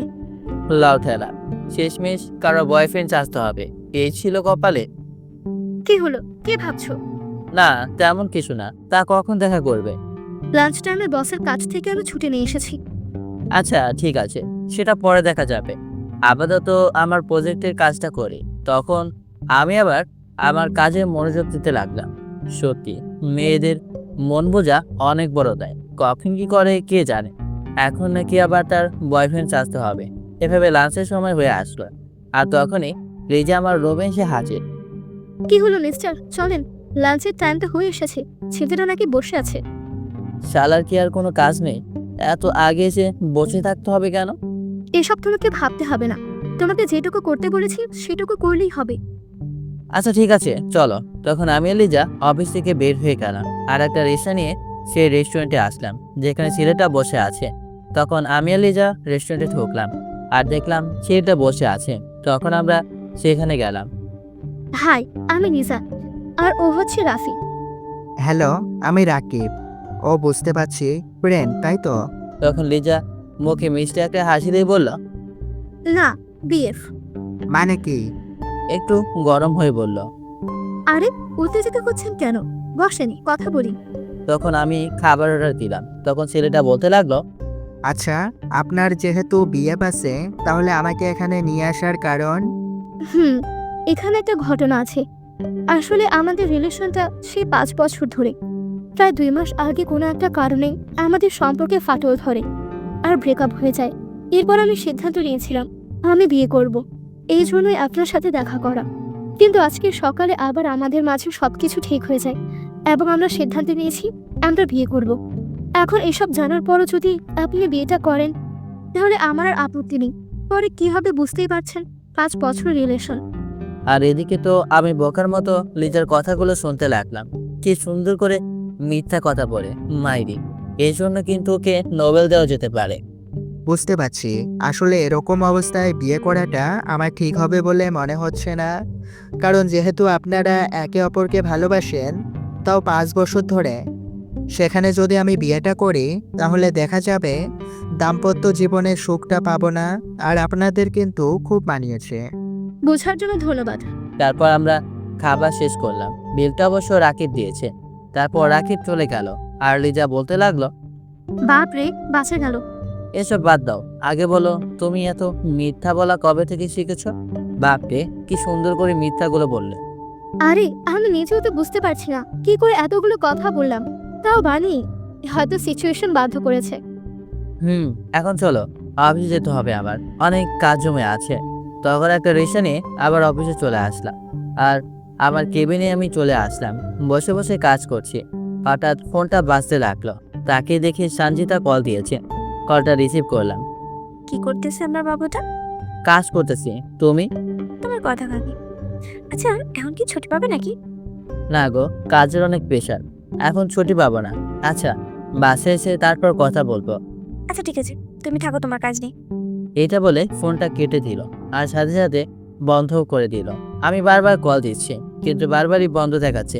তখন আমি ভাবতে লাগলাম বাকিটা হয়তো রাগ করেছে, বাসায় গিয়ে রাগ ভাঙাতে হবে। তখন আবার আমি কাজে মনোযোগ দিলাম, আর এদিকে সঞ্জিদা একা একা বসে বসে হাসছে আর বলছে, বাবু, বুঝবে মজা। অফিস শেষ করে বাসায় চলে আসলাম, আর বাসায় এসে ফ্রেশ হয়ে একটু রেস্ট নিলাম। কাজের অনেক চাপ, বুঝতেই তো পারছেন। একটু পর বাইরে গেলাম, কিছু কেনাকাটা করতে হবে, তাই সেগুলো নিয়ে আসার পথে ফুচকা নিয়ে আসলাম। জানি বাকিটা রাগ করে আছে, আর আমি এটাও জানি ফুচকা দেখলে আর রাগ করে থাকতে পারবে না। ইনফ্যাক্ট কোনো মেয়েই সেটা পারে না। ফুচকা যেন তাদের রক্তে মিশে আছে। যাই হোক, ফুচকা নিয়ে সোজা বাসায় আসলাম। গেট দিয়ে ঢুকে যাব, সামনে বাড়িওয়ালা আঙ্কেল পড়লো। আসসালামু আলাইকুম আঙ্কেল, কেমন আছেন? ওয়ালাইকুম সালাম, আলহামদুলিল্লাহ ভালো আছি। তা তোমাকে তো কয়েকদিন ধরে দেখি না। আসলে আঙ্কেল অফিসে একটু কাজের চাপ, আবার বাসায় এসেও কাজ করতে হয়, তাই তেমন সময় পায় না। বুঝতে পারছি। তা কোথায় গিয়েছিলে? আর হাতে এসব কি? এই তো আঙ্কেল, একটু কেনাকাটা করা ছিল, আর হাতে এগুলো ফুচকা। ও, তুমি এসব খাও নাকি? হাই, মাঝে মাঝে, তবে এইসব আমার জন্য নেই নাই। সানজিদা, রিয়া, নীলা ওরা ফুচকা খেতে ভালোবাসে, আর আমিও বাজারে আসলাম, সামনে পড়লো তাই নিলাম। আচ্ছা যাও, গিয়ে সবাই একসাথে খাও, আমি একটু বসে আড্ডা দিয়ে আসি। তখন আঙ্কেল চলে গেল। আসলে আঙ্কেল খুব মজার মানুষ, সেটা তাকে দেখলে বোঝা যায়। হয়তো আমাদের মতো বয়স থাকতে অনেক দুরন্ত ছিল। যাই হোক, তখন আমি ফুচকা নিয়ে সোজা উপরে আসলাম, আর সানজিদাকে ডাক দিলাম। রিয়া এসে দরজা খুললো, আমাকে দেখে বলল, আরে ভাইয়া, আসেন, ভিতরে আসেন। না, ভেতর আসবো না। সানজিদা কোথায়? আপু তো ভিতরে বসে আছে। এটা শুনে আমি ভেতরে গেলাম, গিয়ে দেখি নীলা ফোনের ভেতরে ঢুকে যাচ্ছে, হয়তো তার বয়ফ্রেন্ডের সাথে চ্যাট করতেছে। আর আমার পাখিটা মন খারাপ করে এক কোণায় বসে আছে। তখন আমি তার কাছে গেলাম আর বললাম, আরে সানজিদা, কি করো? দেখেন না কি করি। দেখিছি তো, চুপ করে বসে আছো যে। ইচ্ছে করছে তাই বসে আছি। রিয়া, এই যে এই ফুচকাগুলো তোমাদের জন্য। কি ভাইয়া, ফুচকা আনছো? নীলা দৌড়ে চলে আসলো, কিন্তু সানজিদা একবার নড়লো না। ফুচকাতে কিন্তু খুব ঝাল দিতে বলেছি। না, এ তো কাজ হচ্ছে না, কি করি? আচ্ছা, তোমরা 3 বোন বসে খাও, আমি চলে যাচ্ছি। এটা বলে চলে আসতে লাগলাম। ভাইয়া কোথায় যাচ্ছ? তুমি খাবে না? না, ইচ্ছে করছে না, আর এসব আমি খুব একটা খাই না, তোমরা খাও। ধন্যবাদ ভাইয়া ফুচকা আনার জন্য। হয়েছে হয়েছে, সানজিদা মনে মনে। এত ধন্যবাদ দিতে আসছে, ফুচকা আনছে আমার জন্য, আর তার ধন্যবাদ দিচ্ছি। এই এক কাজ কর, একটা প্লেটে রাফির জন্য রেখে দে, আর সাথে আমার জন্য। কিন্তু তোমার জন্য কেন রাখবো? তুমি খাবে না? খাবো, তোকে যেটা বলেছি সেটা কর। তখন রিয়া আমার আর সানজিদার জন্য এক প্লেটে রাখলো, আর সানজিদা সেটা নিয়ে তার রুম থেকে বের হতে যাবে। নীলা জিজ্ঞেস করলো, আপু কোথায় যাচ্ছিস? রাফির কাছে ছেলেটা কষ্ট করে নিয়ে আসলো, আর তাকে রেখে খেয়ে ফেলতেছি, এটা কেমন দেখায় না? সেটা বুঝলাম, কিন্তু তোরগুলো কেন নিয়ে যাচ্ছিস? বোকার মতো কথা বলিস কেন? এখন নিয়ে গেলে ছেলে কি একা একা খাবে নাকি? এটা বলে সানজিদা সেখান থেকে চলে আসলো, আর নীলা বলতে লাগলো, কি জানি আপু আবার কি ফন্দি করতেছে। আর এদিকে আমি আমার রুমে এসে ল্যাপটপটা নিয়ে বসলাম। আগামীকাল মিটিং কিভাবে করব সেগুলো তৈরি করতে হবে, সেটা নিয়ে ভাবতে লাগলাম। হঠাৎ কলিং বেল বাজলো, তখন আমি দরজা খুললাম আর দেখলাম সানজিদা হাতে প্লেট নিয়ে হাজির। আমাকে কিছু বলতে না দিয়ে সে রুমের ভেতর চলে আসলো। আরে কি করছো? রাতে আমার রুমে ঢুকে পড়েছো? ঢুকলাম কেন? কিছু করবে নাকি? ছি ছি ছি, এসব বলো? তাহলে ভয় পাচ্ছ কেন? এদিকে এসো। ছি ছি ছি ছি, কি বলো এসব? তখন আমি তার কাছে গেলাম, আর তখন সানজিদা বলল, এসব কেমন নিয়ে আসলে? তোমার রাগ ভাঙানোর জন্য। তা একবারও কি রাগ বাহানোর চেষ্টা করেছো? সরি, আসলে বুঝতেই তো পারছো আমি এখন অফিসিয়াল কাজে কতটা চাপে আছি। আগামীকাল একটা মিটিং, সেখানে আমাকে মিটিংটা হ্যান্ডেল করতে হবে, আর এই প্রথম কোনো একটা মিটিং হ্যান্ডেল করব। কতটা চাপ আমার উপর, তার উপর যদি অফিস থেকে ছুটি চাই তাহলে বস আমাকে অফিসে রাখবে? হয়েছে, তুমি তোমার কাজ করো, আমি কেন? তখন রাগ করে প্লেটটা রেখে চলে যেতে লাগলো। আরে কোথায় যাচ্ছ? তখন তার হাত ধরে টান দিয়ে আবার আমার কাছে নিয়ে আসলাম। ছাড়ো, আমার কাজ করো। আমার পরিটাকে আগে একটু দেখি, তারপর না হয় কাজ করব। এটা বলে তাকে টান দিয়ে সোজা আমার বুকে নিয়ে আসলাম, আর সানজিদাও চুপটি করে আমার বুকে মাথা রাখলো। তখন আমি প্লেটটা হাতে নিলাম আর একটা ফুচকা তার মুখের সামনে ধরলাম। সানজিদা চুপ করে খেয়ে নিল, তারপর সেও আমাকে খাইয়ে দিল। তারপর সানজিদা বলল, হয়েছে, এখন ছাড়ো, আব্বু বাসায় এসে আবার আমাকে খুঁজবে। তখন আমি তাকে ছেড়ে দিলাম, আর ছেড়ে দেওয়ার সাথে সাথে একটা কি দিয়ে দৌড় দিল। এই প্রথম কোনো মেয়ে ছুটে শোয়া পেলাম, পুরো শরীরে হাজার বলতে শখ খেলাম। আর এদিকে সানজিদা দৌড়ে তার রুমে গেল। তখন রিয়া জিজ্ঞেস করলো, কি রে আপু, ফুচকা খেয়ে আসলি নাকি খাইয়ে আসলি? মানে কি? এত কথা বলিস কেন? দূরেই করেছি, এখন তোর কোনো সমস্যা? না, আমার আবার কিসের সমস্যা? তখন তারা দুই বোন এসব নিয়ে ঝগড়া করতে থাকে, আর এদিকে আমি আমার কাজগুলো করতে লাগলাম। আর মাঝে মাঝে একটু আগের ঘটনাটা মনে পড়লে একা একা হাসে থাকে। কাজ করতে করতে ক্লান্ত হয়ে গেলাম, তখন ভাবলাম আম্মুর সাথে একটু কথা বলা যাক। যেই ভাবা সেই কাজ, আম্মুকে কল দিলাম, কিছু কথা বললাম। আগামীকাল আমার মিটিং, দোয়া করতে বললাম। তারপর কলটা কেটে দিয়ে আবার কাজে মনোযোগ দিলাম। একটু পর দেখলাম ফোনটা বাজতেছে। তাকে দেখে লিজা কল দিয়েছে। কি মিস লিজা চৌধুরী, হঠাৎ এত রাতে কল? দিলাম। আগামীকাল মিটিং, তার প্রিপারেশন কেমন সেটা জানতে আর কি। ধন্যবাদ। তারপর কলটা কেটে দিলাম। তারপর আবার কাজে মনোযোগ দিলাম। আর এদিকে সঞ্জিতা শুয়ে শুয়ে তার ফ্রেন্ডদের সাথে কথা বলতেছে। আমার সাথে পাঙ্গা নিতে আসছে, তার মানে অবস্থা করবো না যেটা সে বুঝতেই পারবে না। কাজটি কি ভালো হবে? এত কিছু আমি জানি না, তবে তাকে তো আমি শিক্ষা দেবই। জানি না, তবে আমি কিন্তু এতে নেই। তোর থাকতেও হবে না, আগামীকাল কলেজে আসবো। আমরাও আসবো। তখন তারা আরো কিছু বিষয় নিয়ে গল্প করে। আর এদিকে আমি ভাবতে লাগলাম পাখিটাকে একবার কল দিয়ে দেখি কি করে। তাই তাকে কল দিলাম, কিন্তু কল দিয়ে দেখলাম তার ফোন ওয়েটিং আছে। বুঝলাম না এত রাতে কার সাথে কথা বলছে যে ব্যস্ত দেখাচ্ছে। যাই হোক, আমার এসব নিয়ে টেনশন করে লাভ হবে না, অনেক রাত হয়েছে, এখন ঘুমানোর দরকার। তখন এসব চিন্তা মাথা থেকে জেরে ফেলে ঘুমিয়ে পড়লাম। সকালে ঘুম থেকে উঠে ফ্রেশ হয়ে নাস্তা তৈরি করলাম। এর ভিতরে সঞ্জিতা কয়েকবার কল দিয়েছে, কিন্তু আমি রিসিভ করি নাই, কারণ আজ তাড়াতাড়ি অফিসে যেতে হবে। আর ওর সাথে কথা বলে হয়তো আরো লেট হয়ে যাবে। তখন উগান্ডার ম্যাপের মতো কয়েকটা রুটি তৈরি করলাম, তারপর সেগুলোকে বের হয়ে পড়লাম। কিন্তু সঞ্জিতাদের রুমের সামনে দিয়ে যাওয়ার সময় সঞ্জিতা ডাক দিল, আর আমিও দাঁড়িয়ে পড়লাম। তখন সঞ্জিতা বলল, সমস্যা কি তোমার? কয়টা কল দিয়েছি? আরে আমার আবার কি যে সমস্যা হবে, আসলে নাস্তা তৈরি করছিলাম তো, তাই হয়তো শুনতে পাইনি, সরি। মিথ্যা বলা অনেক সময় বাঁচার জন্য মিথ্যা বলতে হয়। আচ্ছা যাই হোক, পরে কথা বলবো, আমি এখন যাই, আমার লেট হয়ে যাচ্ছে। তারপর তাকে আর কিছু বলতে না দিয়ে আমি চলে আসলাম। জানি হয়তো এখন রাগ করেছে, আর আমি এটাও জানি পাগড়িটা আমার উপর বেশি সময় রাগ করে থাকতে পারবে না। তারপর একটা রিক্সা করে অফিস চলে আসলাম। সোজা বসের কেবিনে গেলাম। বস আমাকে সবকিছু বুঝিয়ে দিল। একটু পর ক্লায়েন্ট আসলো আর মিটিং শুরু করলাম। এক সময় মিটিং শেষ হলো এবং সেটা ভালোই। আর এদিকে আজকে সঞ্জিতা কলেজে আসলো আর তার বন্ধুদের সাথে আড্ডা দিতে রাখলো। হঠাৎ তার এক বান্ধবী বলল, কিরে দুলাভাই কেমন আছে? দুলাভাই মানে কি তোদের দুলাভাই? এখন এমন অভিনয় করছে যেন কিছুই জানে না। তুই তোদের বাসার ভাড়াটিয়ার সাথে রিলেশন করিস না? রিলেশন? আচ্ছা এক কাজ কর, ওই ছেলেটা মনে হয় নতুন, ডাকতে দেখি। তারপর তারা একটা ছেলেকে র্যাগিং করতে থাকে। আর এদিকে আমার মিটিং শেষ হওয়ার পর আমি আমার কেবিনে বসে রইলাম। একটু পর লিজা আসলো আর বলল, আরে মিস্টার রাফি, মিটিং কেমন হলো আপনার? আলহামদুলিল্লাহ ভালোই হয়েছে, আর ডিলটাও আমরা পেয়েছি। তাহলে তো আমাকে একটা ট্রিট দিতে হবে। দেব, আগে আমাকে ভাবতে দাও। তখন পিয়ন এসে বলল বস নাকি আমাকে ডেকেছে। তখন আমি বসের কেবিনে গেলাম।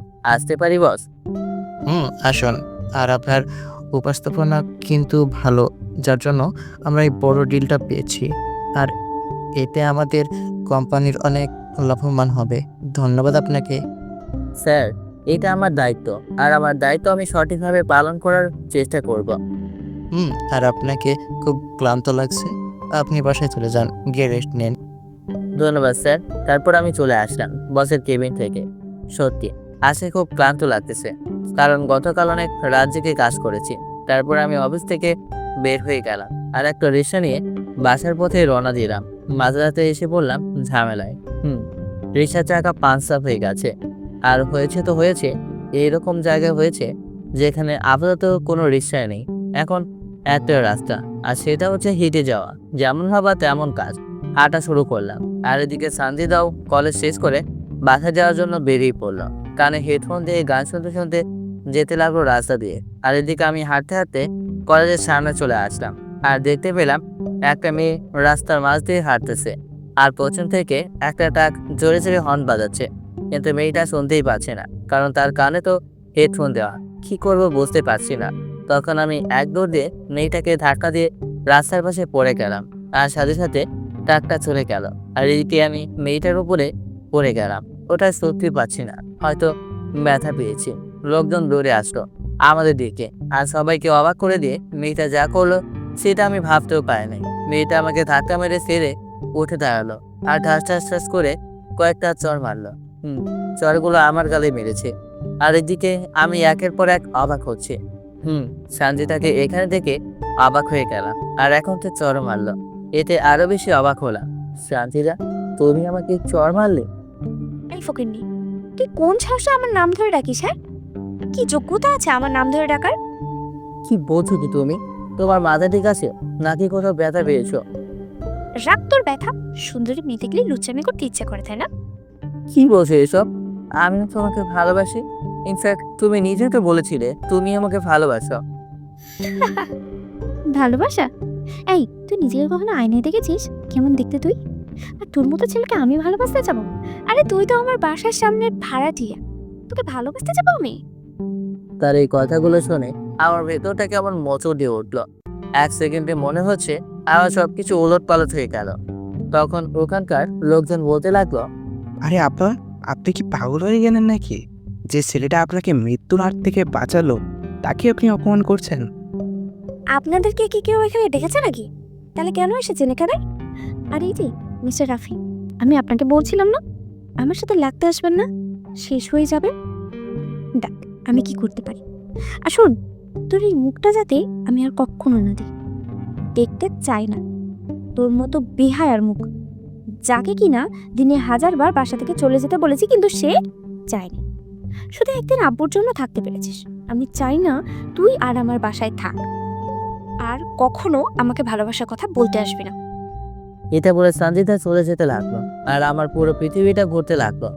কি বলে গেল সঞ্জিতা? আমাকে নাকি ভালোবাসে নাই। তাহলে এতদিন কি ছিল? সবটা কি শুধু অভিনয় ছিল, নাকি প্রতিশোধ নেওয়ার জন্য এরকম করেছে? আমার আর এই মুখটা নাকি সে আর দেখতে চায় না, দেখাবো না আমার এই মুখ। আর সঞ্জিতাকে কিন্তু এখনো আমার সবকিছু কেমন যেন স্বপ্ন স্বপ্ন মনে হচ্ছে এগুলো আমি স্বপ্ন দেখতেছি, কিন্তু না, এসব আমার বাস্তব জীবনে ঘটে গেছে 2 মিনিট আগে। দাঁড়িয়ে দাঁড়িয়ে নীরবে চোখের পানি ফেলতেছি। হঠাৎ কয়েকজন এসে বলল, আরে ভাই, আপনি দাঁড়িয়ে আছেন কেন? আপনার হাত দিয়ে তো রক্ত চড়ছে।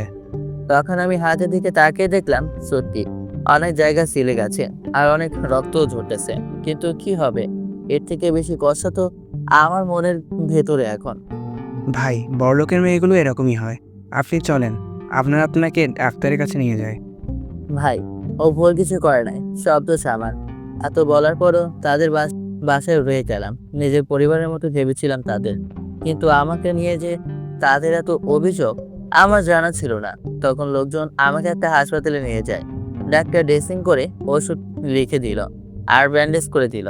তারপর আমি সেখান থেকে চলে আসলাম। বুঝতে পারছি না কি করব, কিন্তু আমি এতটুকু জানি আমি আর সঞ্জিতার সামনে যাব না।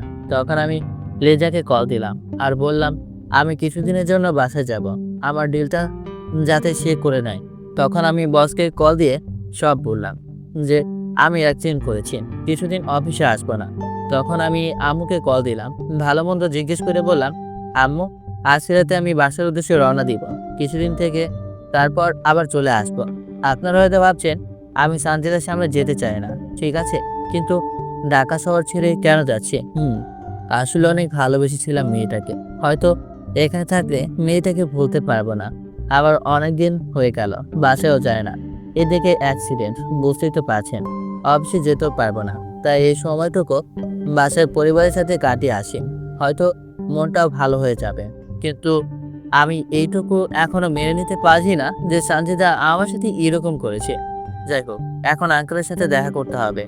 তখন আমি আবার বাসায় যাওয়ার পথে রওনা দিলাম, আর মনে মনে দোয়া করতে লাগলাম সঞ্জিতা নামক মেয়েটা আমার সামনে যেন আমাকে আর না পড়তে হয়। আর এদিকে সঞ্জিতা বাসায় যাচ্ছে, সাথে তার ফ্রেন্ডের একজন বলল, সঞ্জিতা, কাজটা কিন্তু তুই ঠিক করলি না, এভাবে অপমান না করলেও পারতি। তুই আমাকে জ্ঞান দিতে এসেছিস? যেটা করেছি খুব ভালো করেছি।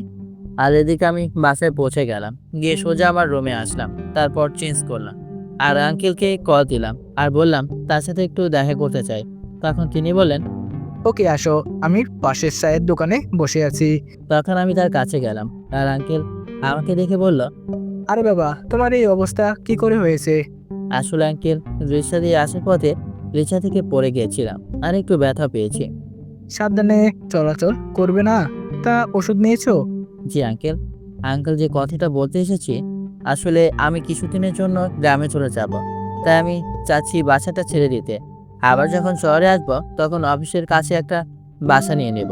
হঠাৎ বাসা ছেড়ে দিবে? আসলে আঙ্কেল বুঝতেই তো পারছেন, অফিস থেকে ছুটি পায় না, আর হঠাৎ অ্যাক্সিডেন্ট, এখন তো অফিসে যেতে পারবো না। তাই ভাবলাম এই সময়টুকু না হয় পরিবারের সাথে কাটিয়ে আসি। ও আচ্ছা। সমস্যা নেই আঙ্কেল, এই মাসের সম্পূর্ণ ভাড়া আমি দিয়ে দিব। এই নিন টাকা, আমি আজকে রাতেই না হয় সকালে রওনা দিব। আচ্ছা ঠিক আছে। আর শোনো, ঢাকায় আসলে আমাকে জানিও কেমন? তারপর আমি আমার রুমে চলে আসলাম আর ভাবতে লাগলাম রাতে বের হওয়াটা কি ঠিক হবে। না থাক, আজ রাতটা এখানে থাকি, সকাল হলে না হয় বের হব। যেই ভাবা সেই কাজ। রাতে ওষুধ খেয়ে শুয়ে পড়লাম।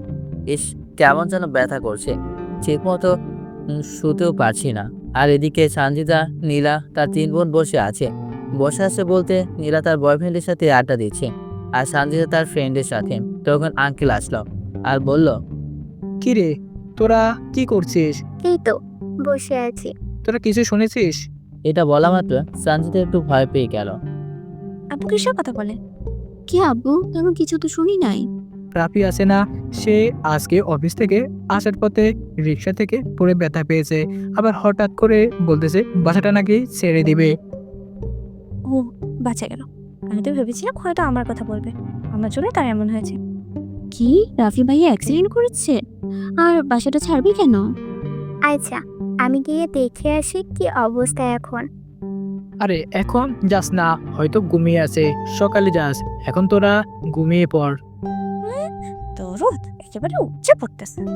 তারপর আঙ্কেল চলে গেল আর নীলা বলতে লাগলো, হঠাৎ রাফি ভাইয়া বাসা ছেড়ে দিতে চাচ্ছে কেন? কি রে আপু, তোর সাথে না ভাইয়ার ভালো একটা সম্পর্ক ছিল, কোথায়? তুই তো কিছু বললি না। সম্পর্ক? আরে ও তো আমাদের বাসায় ভাড়াটি, ওর সাথে আর কিসের সম্পর্ক হতে পারে? বেশি হলে ভাড়াটি আর বাড়িওয়ালা, এই সম্পর্কটাই হবে।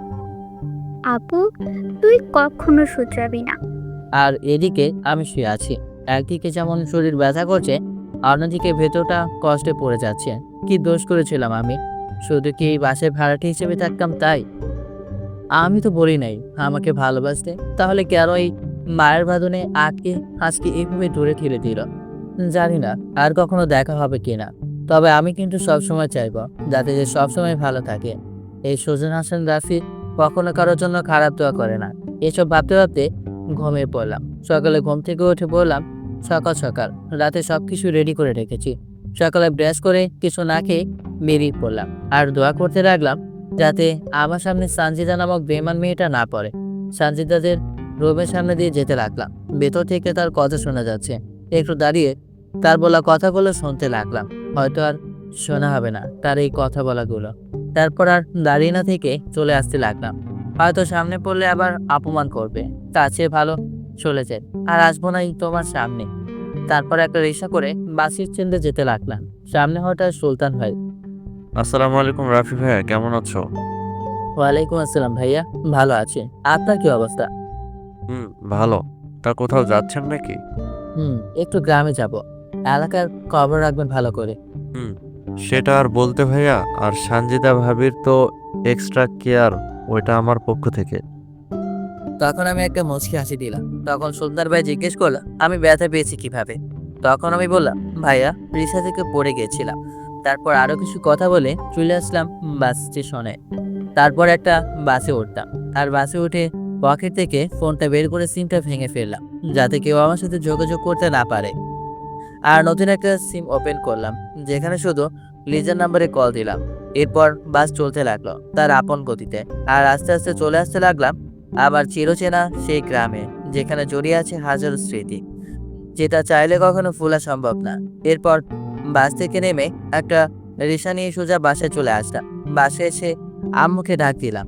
আমার ডাক শুনে আম্মু বাইরে আসলো আর আমাকে দেখে কেঁদে দিল। জানি না সেটা কিসের কান্না, আনন্দের নাকি দুঃখে। তখন আম্মু বলল, কি রে, তোর হাতে পায়ে সব কি? তোর কি হয়েছে? আম্মু তেমন কিছু না, একটু রিক্সা থেকে পড়ে ব্যথা পেয়েছি। কিন্তু আম্মু বিশ্বাসই করতে চাচ্ছে না। মায়ের মতো বুঝতেই পারছেন, তবু অনেক কষ্টে বোঝালাম। যাই হোক, তারপর নিজের রুমে গেলাম। রুমটা সে আগের মতোই আছে, কত স্মৃতি এই রুমে। নিজের রুমে বসে কাপড় চেঞ্জ করতে লাগলাম। হঠাৎ ছোট বোন লাবণী এসে হাজির। কিরে ভাইয়া কখন আসলি? বাবা, কত বড় হয়ে গেছিস, তোকে তো বিদায় করতে হবে। ভাইয়া একটু। আচ্ছা, আর বলবো না, এইমাত্র আসলাম। তা কোথায় গিয়েছিলি? এই তো ভাইয়া চিনিকদের বাসায়। তা আমার জন্য কি নিয়ে আসলে? কিছু আনি নাই। ভাইয়া তোর শরীরে এসব কি হচ্ছে? ব্যান্ডেজ করা কেন? এতক্ষণে সে খেয়াল করলো আমার শরীরের দিকে, কারণ গায়ে তখন লুঙ্গি ছিল। আরে তেমন কিছু না, রিক্সা থেকে পড়ে একটু ব্যথা পেয়েছি। তুই কখনো সিরিয়াস হবি না। এখানে একটু ব্যথা, যদি তোর কিছু হয়ে যেত। আরে পাগলি বোন, আবার কাঁদিস না। আরে আমার কিছু হয় নাই, এ দেখ আমি ঠিক আছি। তখন লাবণী আবার সামনে আসলো আর বলল, দেখি কতটা ব্যথা পেয়েছিস। আরে এটা খুলিস না, ব্যথা পাবো। এই ডাক্তার খুললেই বুঝি বলতে পারতি। আয় এই ওষুধগুলো লাগিয়ে দিই। একটা কথা তো আপনাদের বলতে ভুলে গেছি, আর সেটা হচ্ছে লাবণী কিন্তু ডাক্তারি পড়তেছে। যাই হোক, একটু পর আব্বু বাসে আসলো আর সেই একই প্রশ্ন, কিভাবে ব্যথা পেয়েছি, তাকেও বোঝাতে হলো। তারপর সবাই একসাথে খেতে বসলাম। আজ খুব আনন্দ লাগছে, কতদিন পর নিজের পরিবারের সাথে বসেছি। আর অন্যদিকে সকালে রিয়া নীলা ঘুম থেকে উঠে সোজা আমার রুমের সামনে আসলো, কিন্তু সেখানে এসে তারা অবাক হলো। আর সেটা হচ্ছে আমার রুমের সামনে তালা ঝুলছে, আর তারা বুঝতে পারছে না তালা কেন ঝুলছে, আর আমি কোথায় গেলাম এত সকালে। তখন নীলা ফোন বের করলো আর আমার নাম্বারে কল দিল, কিন্তু তখন তারা আরো বেশ অবাক হলো। আর সেটা হচ্ছে আমার ফোন বন্ধ দেখাচ্ছে, কিন্তু নীলা ভালো করে জানে আমার ফোন কখনো বন্ধ থাকে না। তাহলে কি রাফি ভাইয়া সত্যি চলে গেল?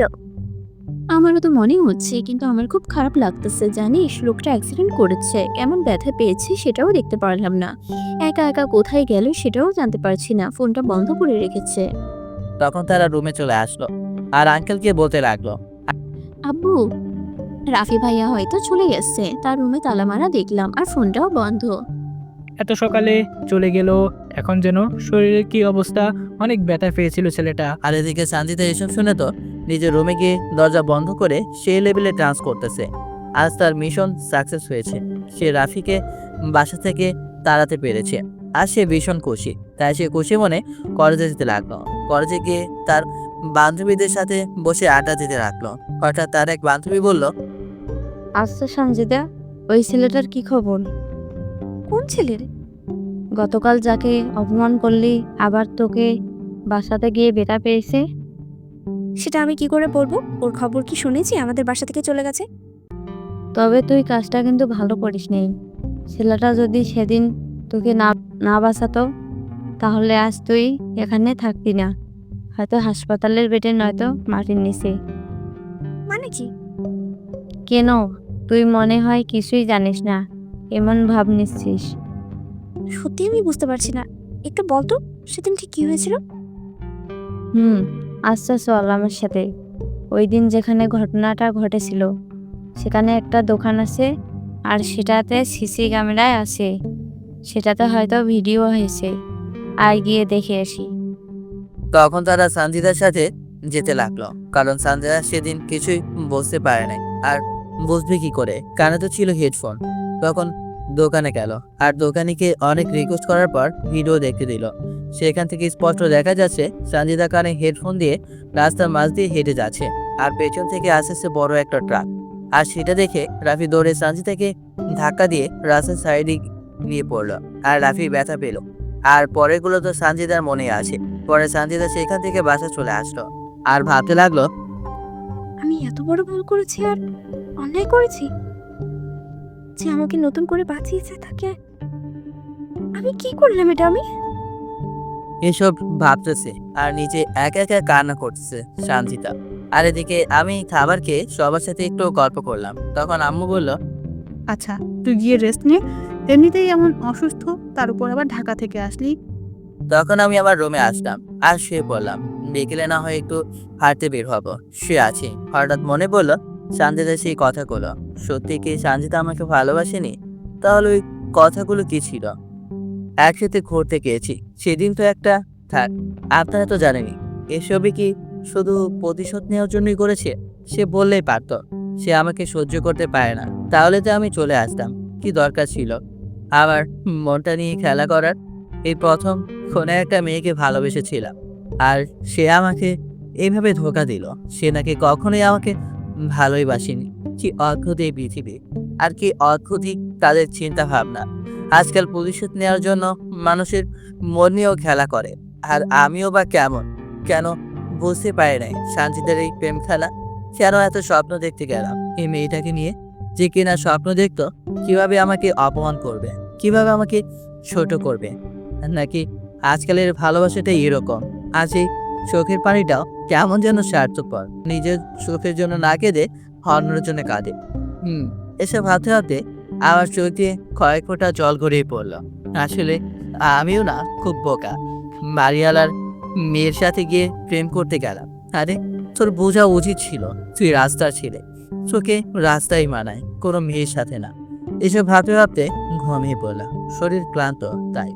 আর অন্যদিকে সঞ্জিতা রুমে এসে কান্না করতে থাকে। কি করলো সে এমনটা করতে পারলো যে তাকে বাঁচিয়েছে তাকে সে এক প্রকার মেরে ফেললো। জানি না রাফি কেমন আছে আর কেমন ব্যথা পেয়েছে। সেদিন তো রাগে আর জিদের কারণে এসব করলাম, আজকে আরো তো কষ্ট হচ্ছে। মনে হচ্ছে রাফির গায়ে যতটা আঘাত লেগেছে তার থেকে বেশি আঘাত করে আমার গায়ে লেগেছে। সঞ্জিতা এক প্রকার কান্না করে দেয়। তখন সে ফোন বের করে আর আমার নাম্বারে কল দিতে থাকে। কিন্তু কি হবে, আমার সিমটা তো বন্ধ। সঞ্জিতা বারবার আমার ফোন বন্ধ পেয়ে কান্না করে বলতে থাকে, প্লিজ ওটা ওপেন করো প্লিজ। কিন্তু লাভ হবে না, কারণ আমি তো সিমটা ভেঙে ফেলেছি। এরপর সঞ্জিতা কান্না করতে থাকে। আর এদিকে আমি ঘুম থেকে উঠে বিকেলে একটু হাঁটতে বের হলাম। শুনেছি মন খারাপ থাকলে নাকি বিকেলের হাওয়াতে মনটা ভালো হয়ে যায়। ফোনটা বের করে রনিকে কল দিলাম। কিরে শালা, আমাদেরকে তো ভুলেই গেলি। বাড়িতে আসিস না, গ্রামটাকে কি ভুলে গেলি? শালা, আমি তো গ্রামে আছি। কি কখন আসলি আর এখন কোথায় আছিস? এই তো বট গাছের নিচে দাঁড়িয়ে আছি। ওখানেই দাঁড়া, আমি আসতেছি। তারপর রনি ফোনটা কেটে দিল। অনেকদিন পর এই গাছের নিচে আসলাম। কত স্মৃতি আছে এই গাছের সাথে। ছোট সময় কত মজা করতাম আমরা, আর এখন সেই আনন্দটা আর নেই। সময়ের ব্যবধানে কত কিছু বদলে গেল। এখন সবাই তাদের ভবিষ্যৎ নিয়ে চিন্তায় কষ্ট। বন্ধুদের সাথে সময় দেওয়ার মতো টাইমটুকু হয় না। কত সুন্দর এবং আমার প্রিয় একটা জায়গা। আজ যদি এখানে আমার সাথে সঞ্জিতা থাকতো তাহলে কত ভালোই না লাগতো, কিন্তু সেটা তো সম্ভব না, কারণ সঞ্জিতা তো আমার মুখটাই দেখতে পারে না। এতটা ঘৃণা করে সে আমাকে। এইসব ভাবছি, হঠাৎ পেছন থেকে একটা চট দিয়ে বলে উঠলো, কি রে, কেমন আছিস? তাকেই দেখি সজল রনি জাহিদ এসেছে। এই তো আলহামদুলিল্লাহ, তোরা সবাই কেমন আছিস? কিরে, তোর এসব কি হয়েছে হাতে? পায়ে ব্যান্ডেজ কেন? আরে ওইটা কিছু না, রিক্সা থেকে পড়ে গিয়ে ব্যথা পেয়েছি। ছাড় তো সব, বল কেমন আছিস? আমরা আর ভালো। তারপর আমরা গল্প করতে লাগলাম। হঠাৎ সজল জিজ্ঞেস করলো, কি রে, বিয়ে করবি না? এই বিয়ের কথা শুনে আমার মনটা আবার খারাপ হয়ে গেল। কত স্বপ্ন ছিল সঞ্জিতাকে নিয়ে, তাকে বিয়ে করব। ছোট ছোট কিছু স্বপ্ন ছিল, হয়তো সেই স্বপ্নগুলো নিজের ভিতরে চাপা দিয়ে রাখতে হবে, হয়তো কখনো প্রকাশ হবে না আমার স্বপ্নগুলো। শালা, তোর বিয়ের খবর নাই, আবার আমারটা নিয়ে পাবে। আসলে দোস্ত, ছোট্ট একটা চাকরি করি, এটা দিয়ে সংসারটাই চলে কোনো রকম। আবার বিয়ে করলে বুঝতে পারছিস আমার লিভারের সমস্যা। ওনার মাসে 4-5 হাজার টাকা লাগে। এখন বল আমি কি করতে পারি? আচ্ছা, আমি আবার ঢাকা গেলে তোর জন্য একটা জবের ব্যবস্থা করব। আশা করি পড়ার এত সমস্যা হবে না। তারপরে বিয়েটা করে নিস। তারপর তাদের সাথে আড্ডা দিয়ে সন্ধ্যায় বাসায় ফিরতে লাগলাম। তাদের সাথে থাকার সময় এক মিনিটের জন্য সঞ্জিতের কথা মনে পড়েনি, কিন্তু এখন খুব মিস করতেছি মেয়েটাকে। কারণ আমি তো সত্যি ভালোবেসেছিলাম তাকে। হয়তো সে আমার ইমোশন নিয়ে মজা করেছে, খেলা করেছে আমার ভালোবাসাকে নিয়ে। তারপর বাসায় এসে ফ্রেশ হয়ে পরিবারের সবার সাথে বসে আড্ডা দিতে লাগলাম। আড্ডার মাঝে হঠাৎ আম্মু বলল, বাবা, এবার তো বিয়েটা করে ফেল। আম্মু, এত বিয়ে কেন করো? ওকে, আর করবো না। আমি মারা গেলে পরে বিয়ে করিস। আর আমাদের বয়স হয়েছে, আমাদের কি ইচ্ছে করে না নাতি নিয়ে সময়টা কাটাতে? হয়েছে, এত কথা বলতে হবে না। আমি একটু সুস্থ হই তারপর। কি, তুই বিয়ে করবি? আচ্ছা, আমরা তাহলে মেয়ে দেখি। ও, তোর না একটা মেয়ের সাথে রিলেশন আছে? ওই বাড়িওয়ালার মেয়ের সাথে? ওর বাবার সাথে গিয়ে আমরা কথা বলবো? ওর কথা বলতেই আমার মনটা খারাপ হয়ে গেল। কত স্বপ্ন ছিল আমার, আর আজ সেই স্বপ্নগুলোকে মাটি চাপা দিয়ে অন্য কাউকে বিয়ে করার সিদ্ধান্ত নিতে হচ্ছে। কি রে, কথা বলিস না কেন? আম্মু, ওর সাথে তো আমার রিলেশন হয়ই নাই। এমনিতেই তোমার সাথে মজা করেছিলাম। কোথায় ওরা আর কোথায় আমি, তাদের সাথে আমাদের যায় না। ওরা হচ্ছে বাড়িওয়ালা, আর আমরা হচ্ছি তাদের বাসার ভাড়াটিয়া, ছোট লোক, রাস্তা ছিলেন। তাদের সাথে আমাদের যায় না। তার চেয়ে বরং তুমি মেয়ে দেখো। ও আচ্ছা। তখন আম্মু উঠে চলে গেল। জানি আম্মু মন খারাপ করেছে, কারণ তার ছেলে নিজেকে ছোট লোক, রাস্তার ছেলে মনে করছে। কিন্তু কি করব, কোনো একজন তো এই কথাগুলো আমাকে বলেছিল। তারপর আমি আবার রুমে চলে আসলাম। মনটা খুব খারাপ হয়ে গেল। ভেবেছিলাম পরিবারের সাথে থাকলে হয়তো মেয়েটাকে বলতে পারবো, কিন্তু এখানে এসে সবচেয়ে বেশি তার কথাটাই মনে পড়ছে। যাই হোক, আমি ফোনটা হাতে নিয়ে একটু ফেসবুক ঘাটাঘাটি করতে লাগলাম। আর এদিকে সানজিদা নিজের রুমে বসে ভাবতে লাগলো আজকে ঘটে যাওয়া ঘটনাগুলো। আমি তাকে বাঁচানোর জন্য নিজে ব্যথা পেলাম, আমাকেই না অপমান করলো। ইস, ভাবতে লজ্জা লাগতেছে। আমি যে তাকে ভালোবাসি নাই, শুধু প্রতিশোধ নেওয়ার জন্যই এই অভিনয়টুকু করা। তাহলে কেন তাকে এখন এত মিস করতেছি? মনে হচ্ছে তার বুকটাই যেন আমার সবচেয়ে নিরাপদ জায়গা, তার হাতটাই যেন আমার সবচেয়ে বড় ভরসা। আচ্ছা, সেও কি এখন আমায় মিস করতেছে, নাকি আমাকে নিয়ে খারাপ কিছু ভাবতেছে? এভাবে সে সব ভাবতে ভাবতে ঘুমিয়ে পড়লো। আর এদিকে আমি সানজিদাকে বলে থাকার জন্য একটা মুভি দেখতে লাগলাম। কিন্তু তখন মনটা আরো খারাপ হয়ে গেল, কারণ মুভিটাও এমন একটা কাহিনী হয়েছে যেটা দেখে আবার সেই মেয়েটার কথাই মনে পড়ে গেল। তাই মুভিটা বন্ধ করে শুয়ে রইলাম। আজ বুঝতে পারলাম মানুষ প্রেমে ব্যর্থ হয়ে গেল, নেশার জগতে যায়। এভাবে 2 দিন চলে গেল। আজ হঠাৎ সকালে আম্মু আসলো আর বলল, রাফি বাবা, তোর জন্য আজকে মেয়ে দেখতে যাবো, রেডি থাকিস। আম্মু আমি যাব না, তোমাদের পছন্দ হলেই আমার পছন্দ। আরে চল, গিয়ে একটু ঘুরেও আসতে পারবি। আর তোর মামা এই মেয়েটার কথা বললো, তোর মামার বন্ধুর মেয়ে, খুব ভদ্র নাকি মেয়েটা। তোমরা যাও। আর এদিকে সানজিদা কলেজে যাবে, আজকে তার সাথে তার আব্বুও যাবে। তারপর তারা কলেজে যেতে লাগলো। ওই দিন যেখানে ঘটনাটা ঘটে, মানে সানজিদা আমাকে চর মারে, সেখানে যেতে একটা লোক এসে বলে, আরে তুমি ওই মেয়েটা না, ওই দিন যে একটা ছেলে তোমাকে বাঁচালো আর তুমি তাকে অপমান করলে আর চরম মারলে? আচ্ছা, তোমার এত অহংকার কিসের? আর এই ভদ্রলোককে হয়তো তোমার বাবা, তাই না? আমার মেয়ে সে, কিন্তু আপনি এসব কি বলছেন? আমি তো কিছুই বুঝতে পারছি না। কেন, আপনি কিছু জানেন না? না তো, মাত্র আপনার কাছ থেকে শুনছি, একটু খুলে বলবেন? শুনেন তাহলে। ওই দিন এই মেয়েটা কানে হেডফোন দিয়ে রাস্তার মাঝখান দিয়ে হেঁটে যাচ্ছিল, আর পেছন থেকে একটা ট্রাক আসছিল। আর তখন একটা ছেলে এটা দেখে দৌড়ে এসে নিজের জীবন বাজি রেখে মেয়েটাকে বাঁচালো এবং নিজে অনেক ব্যথাও পেল। তারপর আপনার মেয়ে ছেলেটাকে অনেক অপমান করলো, ভাড়াটিয়া, ছোট লোক, নানা কথা, এবং ছেলেটাকে একটা চড়ও মেরেছিল। তারপর মেয়েটা চলে যায়। তখন আমরা ছেলেটাকে হাসপাতালে নিয়ে যাই। আমি স্পষ্ট দেখেছিলাম ছেলেটার চোখে পানি কেটে গেছে। এই জন্য না, এত মানুষের সামনে এভাবে অপমান। আবার মেয়েটাকে নাকি ছেলেটা ভালোবাসে, কিন্তু মেয়েটা নাকি তার সাথে অভিনয় করেছে।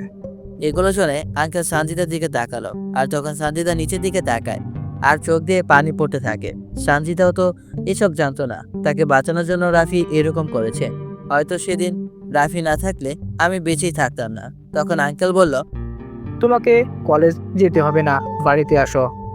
এটা বলে আঙ্কেল বাসার দিকে যেতে লাগলো, আর পেছনে সানজিদাও যেতে লাগলো। আঙ্কেল হাসছে আর ভাবছে, আমি রাফির সামনে কিভাবে মুখ দেখাবো? সে তো আমায় বলতে পারতো যে সানজিদার জন্য তার এরকম হয়েছে, কিন্তু সে তো বলল না। এভাবে তারা বাসায় চলে আসে। আর তখন আঙ্কেল ঠাস ঠাস করে 2টা থাপ্পড় মারে। সানজিদাকেই আঙ্কেল চর মারলো আর বলতে লাগলো, তুই আমার মেয়ে, এটা বলতেও আমার লজ্জা করতেছে। তুই আমার মেয়ে হয়ে এরকম একটা কাজ করলি, যে তোকে তার জীবন বাজি রেখে বাঁচালো, তাকে তুই অপমান করলি। আঙ্কেলের চিল্লাচিল্লি শুনে রিয়া আর নীলাও আসলো। আর সানজিদা ভয়ে কষ্টে কান্না করতে লাগলো, কোনো কথা বলছে না। আজ থেকে তোর কলেজ বন্ধ, আর বাসা থেকেও বের হতেও পারবি না। এটা বলে আঙ্কেল চলে গেল। আর তখন সানজিদা ফ্লোরে বসে পড়ে আর কান্না করতে থাকে। তখন রিয়া আর নীলা জিজ্ঞেস করলো, আপু কি হয়েছে? আব্বু এরকম কেন করছে? আর তুই বা কান্না করছিস কেন? অনেক বড় ভুল করে ফেলেছি রে। আমি তো আর থাকতে পারছি না।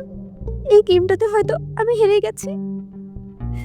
রাবিকে প্রেমের চালে ফাঁসিয়ে প্রতিশোধ নিতে চেয়েছিলাম, কিন্তু আজ আমি নিজেই হেরে গেছি তার ভালোবাসার কাছে।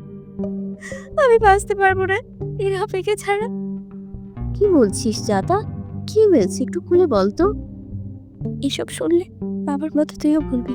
বোন হিসেবে পরিচয় দিতে তোদের লজ্জা হচ্ছে। যেটা হয়েছে সেটা বাদ দি, আমাদের সব খুলে বল, দেখি আমরা কিছু করতে পারি কিনা। তাহলে শোন। তারপর সানজিদা সবকিছু খুলে বলে কি হয়েছে রাফির সাথে। এসব শুনে রিয়া নীরা বলল, আপু এটা কিন্তু তুই একদম ঠিক করিস নাই। ছেলেটা তোকে ভালোবেসেছিল আর তুই তার ভালোবাসা নিয়ে খেলা করলি, মনটা ভেঙে দিলি ওর। কত সরল একটা ছেলের সাথে এরকম করলি। প্লিজ আমাকে আর কিছু বলিস না, আমি আর পারছি না, খুব কষ্ট হচ্ছে রে রাফির জন্য। এখন কি করতে চাইছিস সেটা বল। জানি না কি করবো, কিন্তু যে কোনো কিছুর বিনিময়ে আমার রাফিকে চাই, তাহলে বাঁচতে পারবো না। সেটা না হয় বুঝলাম, কিন্তু ভাইয়া তো গ্রামে চলে গেছে আর আমরা এটা জানি না তার গ্রাম কোথায়, তাহলে তাকে খুঁজব কি করে? আচ্ছা, যদি খুঁজে পাও আর পরে যদি সে তোমাকে মেনে না নেয় আর অপমান করে? করুক অপমান, তবুও তাকে আমার চাই। একটু হেল্প কর না আমাকে। আচ্ছা ঠিক আছে, ভাবতে দে কিভাবে কি করা যায়। তখন সানজিদা তার রুমে আসে আর সে ভাবতে থাকে কিভাবে জানবে রাবির গ্রামের বাসা কোথায়। আর এদিকে আমি বাসায় বসে আছি, আজকে ব্যান্ডেজ করে ফেললাম। হঠাৎ ফোনটা বাসে থাকে, তাকে দেখি লিজা কল দিয়েছে। তখন আমি কলটা রিসিভ করলাম। কেমন আছো মিস লিজা? ভালো। তা গ্রামে গিয়ে তো আমাদের ভুলে গেলে।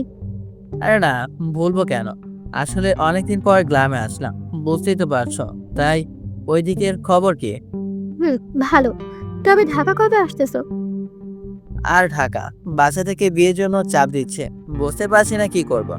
আজকে নাকি মেয়ে দেখতে যাবে, কি করব বুঝতেই পারছি না। বিয়েটা করে নাও। আরে ধুর, মজা করো না। তারপর ওর সাথে গল্প করতে লাগলাম। একটু পর বাসা থেকে রেডি হয়ে সবাই মেয়ে দেখতে গেল আর আমি বসে বসে নোটবুকে লিখতে লাগলাম। আর এদিকে সানজিদা আর তার দুই বোন মিলে ভাবতে লাগলো কিভাবে কি করা যায়। হঠাৎ রিয়া বলে উঠল, পেয়ে গেছি। তোমাদের এই মনে আছে আব্বু যেদিন রাফি ভাইয়ের সাথে পরিচয় করিয়ে দিয়েছিল আর কি বলেছিল? কি বলেছিল? আমি তো এসব ভালো করে শুনি নাই। বলেছিল আব্বুর গ্রামের ছেলে রাফি ভাইয়া। তাই নাকি? কিন্তু আমি তো জানি না আব্বুর বা আমাদের গ্রামের বাসা কোথায়, কখনো তো যাওয়া হয় নাই। সেটা আব্বুর কাছ থেকে জানতে হবে। তখন তারা আঙ্কেলের কাছে যায়, তাদের বাবার কাছে। আচ্ছা আব্বু, আমাদের দাদুর বাসা কোথায় সেটা তো জানি না। আমার গ্রামের বাসায় তো তোমাদের কখনো নিয়ে যাওয়া হয় নাই। গাজীপুর শ্রীপুরে আমাদের গ্রামের বাসা। ও আচ্ছা, তাহলে রাফি ভাইয়ের বাসাও তো সেখানে। কিন্তু কেন? সেটা পরে দেখতে পাবে, এখন আমার কাজ আছে, আমি যাই। তখন রিয়া সানজিদার রুমে আসে আর বলে, আপু খোঁজ পেয়ে গেছি, রাফি ভাইয়ার বাসা গাজীপুরে শ্রীপুরে। আমাকে সেখানে যেতে হবে আর তাকে খুঁজে বের করতে হবে। সেটা তোমার ইচ্ছে, তুমি কি করবে? আমি যে তাকে সত্যি ভালোবেসে ফেলেছি, তাকে আমার চাই, যেভাবেই হোক। আর এদিকে সবাই মেয়ে দেখতে গেছে আর আমি মনে মনে দোয়া করতে লাগলাম যাতে মেয়ে তাদের কোনোভাবেই পছন্দ না হয়, কারণ এখন বিয়ে করার কোনো ইচ্ছে আমার নেই। ছোট বোনও গেছে, বাসায় এখন শুধু আমি একা। এভাবে বিকেল হয়ে আসলো আর সবাই বাসায় ফিরে আসলো। ছোট বোন এসে বলল, ভাইয়া ভাবিকে তো আমাদের খুব পছন্দ হয়েছে, দুদিন পর তারা আসবে আমাদের বাসায়। আল্লাহ, এটা কি বলে? আমার তো তাহলে কবুল হয় নাই। যাই হোক, এভাবে দিনটা কেটে গেল। রাতে খাওয়া দাওয়া করে শুয়ে পড়লাম। এভাবে 2 দিন কেটে গেল। আজকে মেয়েদের বাসা থেকে নাকি আমাকে দেখতে আসবে। ইচ্ছা না থাকা সত্ত্বেও বাসায় থাকতে হচ্ছে। কি করব? আমার তো হাত পা বাঁধা। আম্মু কি বললো সেটা তো আপনাদের মনে আছে। তারা সবকিছু দেখে বলল তাদেরও পছন্দ হয়েছে, এখন শুধু বিয়েটা হলেই হয়। লঠেলা, এখন আবার আমাকে বিয়ে করতে হবে। যাই হোক, তারা নাকি পরে বসে বিয়ের ডেটটা ঠিক করবে। আর দিকে সানজিদা ভাবতে লাগলো আগামীকাল সে রওনা দিবে আমার বাসার উদ্দেশ্যে। তার ফোনে আমার একটা পিক আছে, সেটা দেখাতে দেখাতে আমার কাছে আসবে। যাই হোক, এদিকে আমি তো চিন্তা করতে লাগলাম সানজিদার কথা। সে এখন কি করছে? হয়তো ভালোই আছে, আর ভালো থাকারই তো কথা, কারণ সে তো তার মিশনে সাকসেস হয়েছে। এড়ে গেছে শুধু আমি। রাতে শুয়ে আছি, হঠাৎ লাবণী এসে হাজির। কিরে ভাই, কি করিস? কিছু না, শুয়ে আছি। ভাইয়া, ভাবি কিন্তু হেবি সুন্দর, তোর সাথে যা মানাবে না বলে বোঝাতে পারবো না। থাক, আর বোঝাতে হবে না। আর এখনই এত ভাবি ভাবি করিস না, আগে বিয়েটা হোক। এখনো এত ভাবি ভাবি ডাকলে পরে কি ডাকবে? ধুর, তুই এরকম কেন? যা, এত কথা বলিস না। তোর কাজ থাকলে সেটা কর, এখন যা। তারপর লাবণী চলে গেল, আর আমিও ঘুমিয়ে পড়লাম। আর এদিকে জানতা সবকিছু রেডি করে নিল। সকাল হওয়া মাত্র সে বেরিয়ে পড়বে রাফির গ্রামের উদ্দেশ্যে। তারপর সানজিদাও ঘুমিয়ে পড়ল। আর এইভাবে রাতটা কেটে ভোরের আলো ফুটলো, আর সানজিদাও বেরিয়ে পড়লো একটা রিক্সা করে বাস স্টেশনে আসলো। তারপর বাসে করে আসতে লাগলো। আর এদিকে আমি ঘুম থেকে উঠে ফ্রেশ হয়ে নাস্তা করলাম, আর একটু হাঁটতে লাগলাম। হাঁটতে হাঁটতে স্কুলের মাঠে আসলাম, আর দেখলাম ছোটরা ক্রিকেট খেলছে। আর বরাবরের মতোই আমার ক্রিকেট খুব পছন্দ। তার দেরি না করে হাতে ব্যথা নিয়েও তাদের সাথে খেলতে নেমে পড়লাম মাঠে। কিছু সময় খেলার পর বাসায় চলে আসলাম। আর এদিকে সানজিদা আমাদের গ্রামে এসে পড়লো, কিন্তু সে তো এখানে কিছুই চেনে না। তখন একজন লোককে আমার পিক দেখে জিজ্ঞেস করলো আমার বাসা কোন দিকে। তখন লোকটি বলল, এখান থেকে কিছুটা সামনে যাবেন, গিয়ে একটা মসজিদ দেখবেন, আর ওখানে গেলে যে কাউকে দেখালে ওদের বাসায় নিয়ে যাবে। তখন সানজিদা আবার হাঁটতে লাগে। গ্রামের আঁকাবাঁকা পথ সানজিদার হাঁটতে ভালোই লাগছে। এই প্রথম সানজিদা গ্রামে এসেছে, মাঠে কৃষক কাজ করছে, আর সানজিদা সেগুলো দেখছে আর হাঁটছে। কিন্তু সে আর মসজিদ খুঁজে পাচ্ছে না। আর ওই রাস্তা দিয়েই আমার বন্ধু সজল বাজারে যাচ্ছিল। তাকে দেখে সানজিদা জিজ্ঞেস করলো, আচ্ছা ভাইয়া, এই ছেলেটার বাসা কোন দিকে বলতে পারেন? সজল আমার পিকটা দেখলো আর বলল, বলতে পারি, কিন্তু তাকে কেন খুঁজছেন সেটা বলবেন। আসলে সে আমার ফ্রেন্ড, ঢাকায় থাকি। কোনো একটা বিষয় নিয়ে আমার ঝগড়া হয়ে পরে সে গ্রামে চলে আসে, আর নাম্বারটাও চেঞ্জ করে নেয়। ও আচ্ছা, তাহলে আপনি আমার সাথে চলেন, আমি নিয়ে যাচ্ছি ওদের বাসায়। ধন্যবাদ ভাইয়া। আমি আর রাফি একসাথে লেখাপড়া করছি। আর আপনি কি জানেন তার আর একটা নাম আছে, আর সেটা হচ্ছে সুজন। জানি, ও যে লেখালেখি করে সেটা তো দেখেছি। এভাবে কথা বলতে বলতে সজল সানজিদাকে আমাদের বাসায় নিয়ে আসলো। আর এদিকে আমি দুপুরে খাবার খেয়ে ঘুমিয়ে পড়লাম। অনেকদিন পর ক্রিকেট খেললাম, শরীরটা ক্লান্ত লাগছে। আর ওইদিকে সানজিদাকে আমাদের বাসায় নিয়ে এসে সজল আম্মুকে ডাকতে লাগে, চাচি, ও চাচি, দেখো কাকে নিয়ে আসছি। কি রে সজল, কাকে নিয়ে আসলি? এ মা, এটা দেখে একটা মেয়ে, বিয়ে করলি নাকি? আরে না চাচি, মেয়েটা আপনার বোলারে খুঁজতেছে, তাই নিয়ে আসলাম। আমার পোলারে খুঁজে কে তুমি মা? আসসালামু আলাইকুম আন্টি। আসলে আমি রাফির ফ্রেন্ড, ঢাকা আমার বাসা। ও আচ্ছা, ভিতরে আসো। কিন্তু রাফি তো আমাকে বললো না যে ঢাকা থেকে তার বন্ধু আসবে। আন্টি, আসলে এটা সে নিজেও জানে না। আমাদের মাঝে একটু ঝামেলা হয়েছিল, আর তারপর থেকে নাম্বারটা চেঞ্জ করে ফেলেছে। তাই দেখতে আসলাম তার কিছু হয়েছে কিনা। কোথায় সে? সে তো ঘুমিয়ে আছে। আচ্ছা, আমি ডেকে দিচ্ছি। না না, থাক আন্টি, আমি দেখতেছি। ওর রুমটা কোন দিকে? ওই যে ওইটা। তুমি গিয়ে ফ্রেশ হও, আমি তোমার জন্য খাবারের ব্যবস্থা করতেছি। আর এদিকে সানজিদা আমার রুমে আসলো আর দেখলো আমি শুয়ে আছি। তখন সে আমার কাছে আসলো আর পাশে বসলো। সানজিদা আমার ঘুমন্ত সেই মুখটা দেখতে লাগলো, কত নিষ্পাপ লাগছে ছেলেটাকে। তখন সে মনের অজান্তেই আমার কপালে একটা ইয়ে বসিয়ে দেয়। না মানে, বুঝতেই তো পারছেন, আমার আবার এসব বলতে লজ্জা লাগে। আর এদিকে আমার বুকে হঠাৎ ভালো কিছু অনুভব করলাম, মনে হচ্ছে আমার উপর কেউ শুয়ে আছে। তখন হঠাৎ করে আমার ঘুমটা ভেঙে যায়, আর ঘুম ভাঙার পর দেখতে পেলাম আমার উপর কোনো একটা মেয়ে শুয়ে আছে। এটা দেখে তো আমি বুদবুদ বলে চিৎকার দিয়ে উঠলাম। আমার চিৎকার শুনে সানজিদা আমার বুক থেকে মাথা ওঠে। আসলে সানজিদা অনেকটা টায়ার্ড ছিল। তখন সে আমার বুকে এসে ঘুমিয়ে যায়, আর আমার চিৎকার শুনে ঘুম ভেঙে যায়। আমি বুদবুদ করে চিৎকার করছি দেখে সে আমার মুখ চেপে ধরে আর বলে, আরে চিৎকার করো না, আমি সানজিদা। আমি ওকে দেখে তো অবাক, সে এখানে কি করে? আপনি এখানে কেন?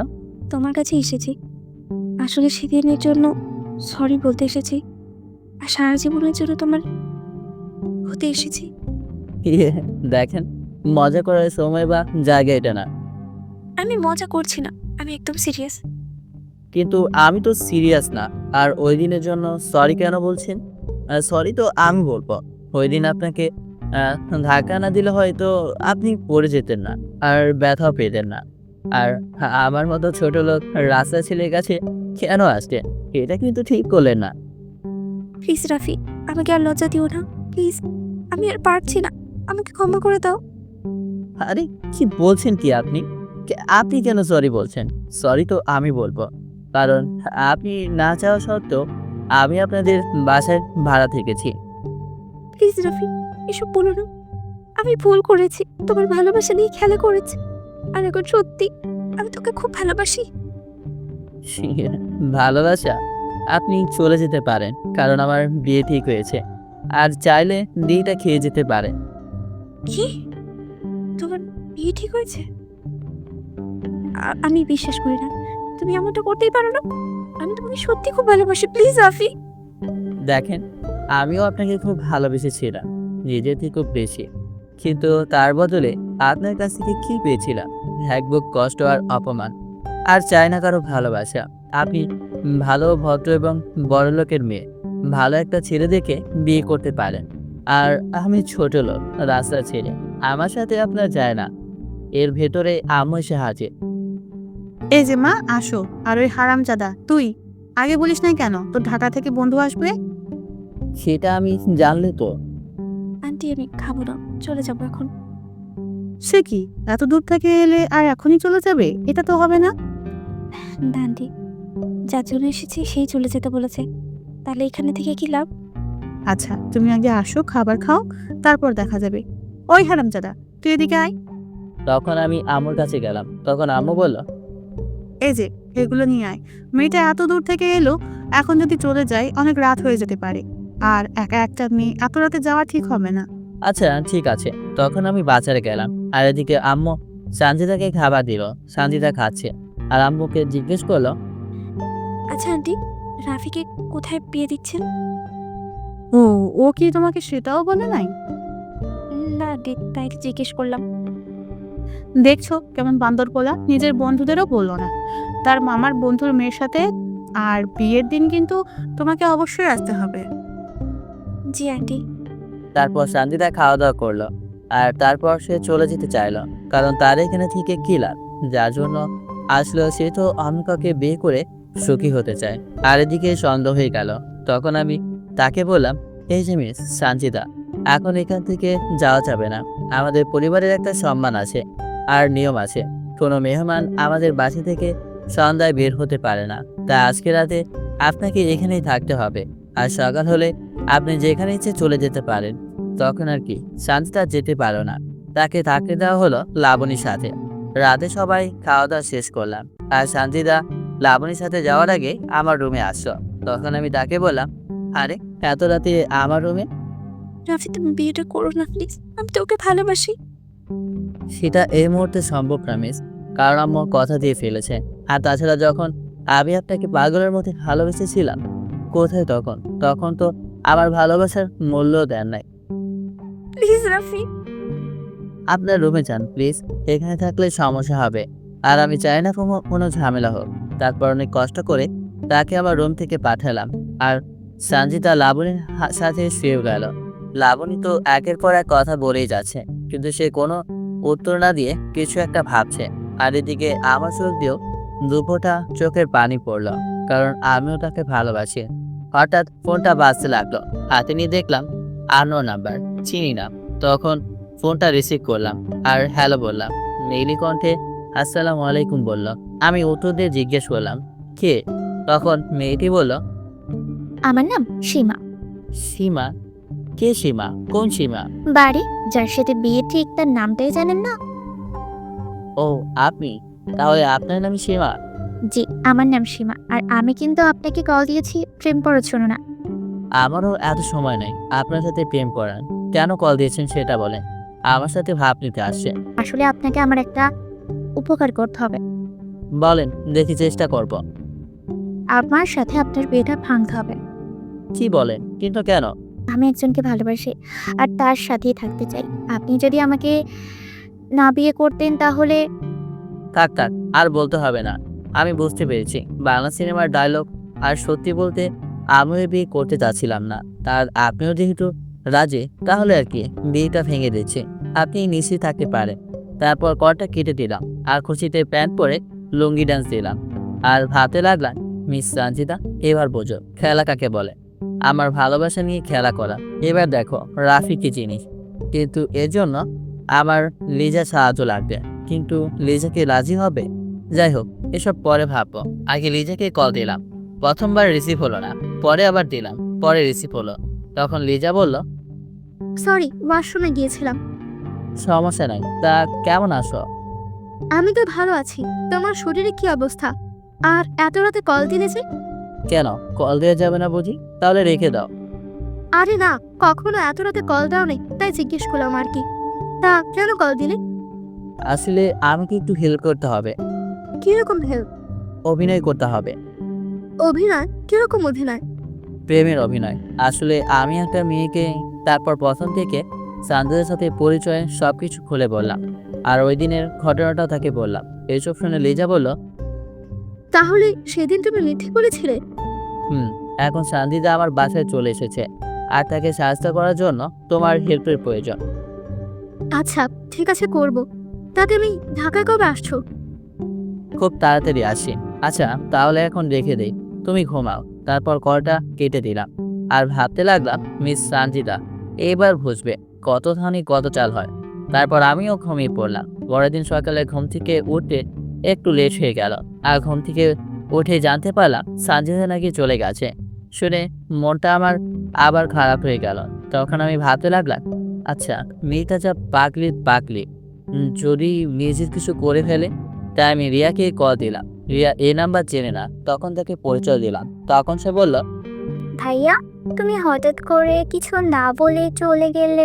আপু তোমার জন্য কত কেঁদেছে তুমি জানো? না মা, তো তোমার কাছ থেকে শুনলাম। আর শোনো, তোমার আপু আমাদের এখান থেকে বের হয়েছে।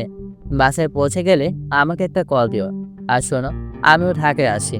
আর বাকিটা তোমার আপুর কাছ থেকে শুনতে পারবে। তবে আমাকে কিন্তু তোমার হেল্প করতে হবে। তোমার আপুকে একটা শিক্ষা দেখো। আর আমি যে তোমাকে কল দিয়েছি সেটা যাতে তোমার আপু জানতে না পারে। আচ্ছা ভাইয়া, তোমার প্ল্যানটা কি আমাকে খুলে বলবে? আমি কিছুই বুঝতে পারছি না। আচ্ছা, আগে আমি ঢাকায় আছি। একে একে কথা বলতে যাবো কেন? আমার কি কোনো খেদের কাজ নেই নাকি? চ্যাফেন ক্যাপা হয়েছে, টিকিট দেন।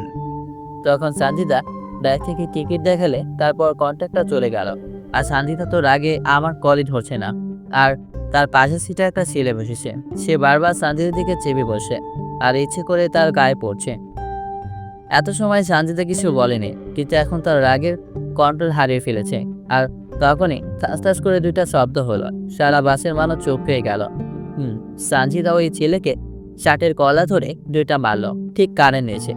ভাই রে, সে কি ব্যথা! আমি খেয়েছি তো, তাই আমিও জানি আর কি। এই বেটা লুচ্চা, আমার সাথে লুচ্চামি করতে আসছিস? ওই, আপনি আমাকে মারলেন কেন? দা, তোকে বলছি কেন মারতেছি। তুই জানিস আমি কি? শালা আমি কমিশনার মেয়ে। এক্ষুনি আব্বুকে কল দেবো, তারপরে বুঝবি আমি কি। দাহা মিশা কথা ভাই, তুই বিশ্বাস করিস না। ওর গোষ্ঠীতেও কেউ পুলিশের চাকরি করে না, আর তো কমিশনার।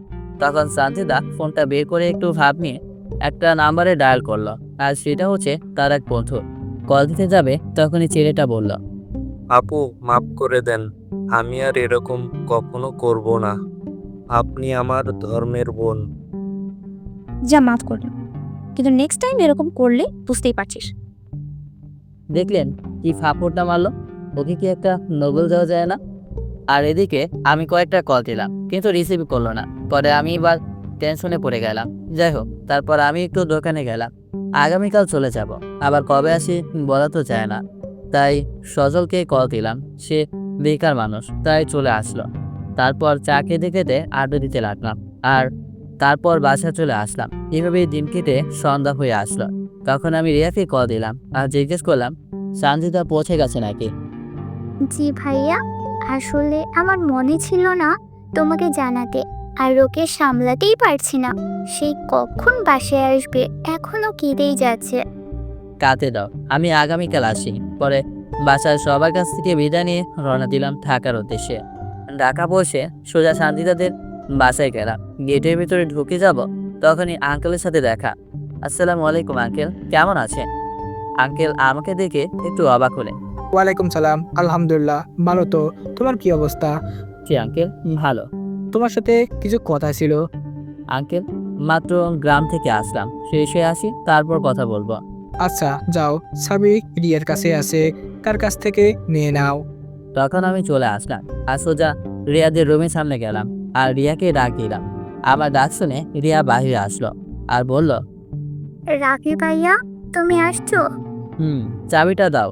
তারপর রিয়া চাবি আনতে গেল আর আমি দাঁড়িয়ে আছি। রিয়া ভেতরে গেল আর চাবিটা নিয়ে আবার আমার কাছে আসলো। চাবিটা নিয়ে আমি বললাম, আচ্ছা আমি গিয়ে ফ্রেশ হয়ে আসি, পরে কথা বলবো। আচ্ছা ঠিক আছে ভাইয়া। তখন আমি আবার রুমে চলে আসলাম। রুমটা যেভাবে রেখে গিয়েছিলাম ঠিক সেভাবেই আছে। তখন আমি ব্যাগটা রেখে ফ্রেশ হতে গেলাম। ফ্রেশ হয়ে এসে শুয়ে পড়লাম, কারণ শরীরটা একটু খারাপ লাগতেছে। আর তাছাড়া আমি বাসে উঠে শরীর খারাপ লাগে। তারপর ফোনটা বের করে আম্মুকে কল দিলাম আর বললাম যে আমি পৌঁছে গেছি। কথা বলে ফোন রেখে দিলাম, কিন্তু সাথে সাথে আবার ফোনটা বাজতে থাকে।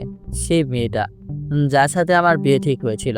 তখন আমি কলটা রিসিভ করলাম। মেয়েটা আমাকে সালাম দিল আর ভালো মন্দ জিজ্ঞেস করলো। আমি সেগুলোর উত্তর দিয়ে বললাম, কেন কল দিলেন সেটা বলেন, আমার হাতে সময় নেই। আসলে জরুরি একটু কথা বলতাম, যদি আপনার সময় হয়। জি তাড়াতাড়ি বলুন।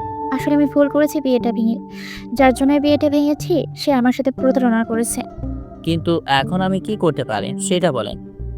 আপনার যদি আপত্তি না থাকে তাহলে আমরা বিয়েটা করতে পারি। যদিও বিয়েটা ভেঙে গেছে, আমরা আমাদের পরিবারকে বলে এটা সমাধান করতে পারি।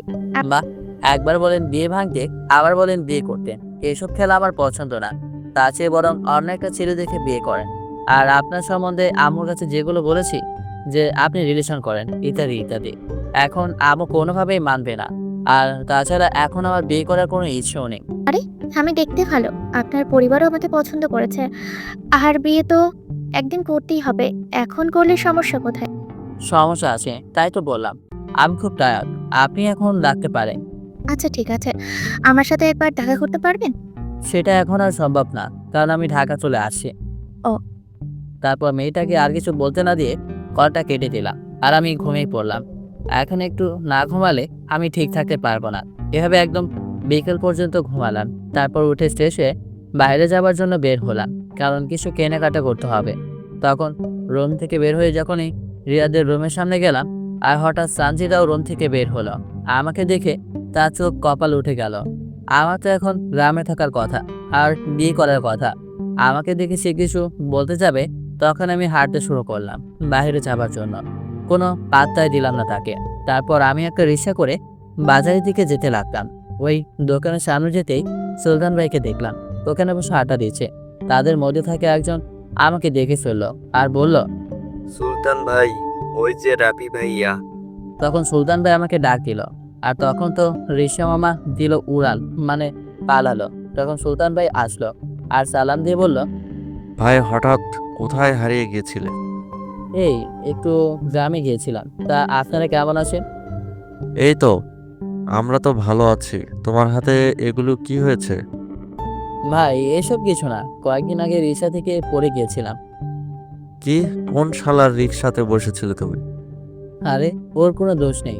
এখন আপনার ভয়ে যে রিক্সাওয়ালা মামা পালালো, এখন আমি বাজারে যাব কি করে? ওই তোরা দেখ তো, ওই বেটা আবার কোথায় গেল? তখন দুইটা ছেলে গেল ড্রাইভারকে খুঁজতে। আর তখন সুলতান ভাই বলল, সুমন ভাই তোমাকে নাকি অনেকবার কল দিয়েছে, কিন্তু তোমার নাম্বার নাকি বন্ধ।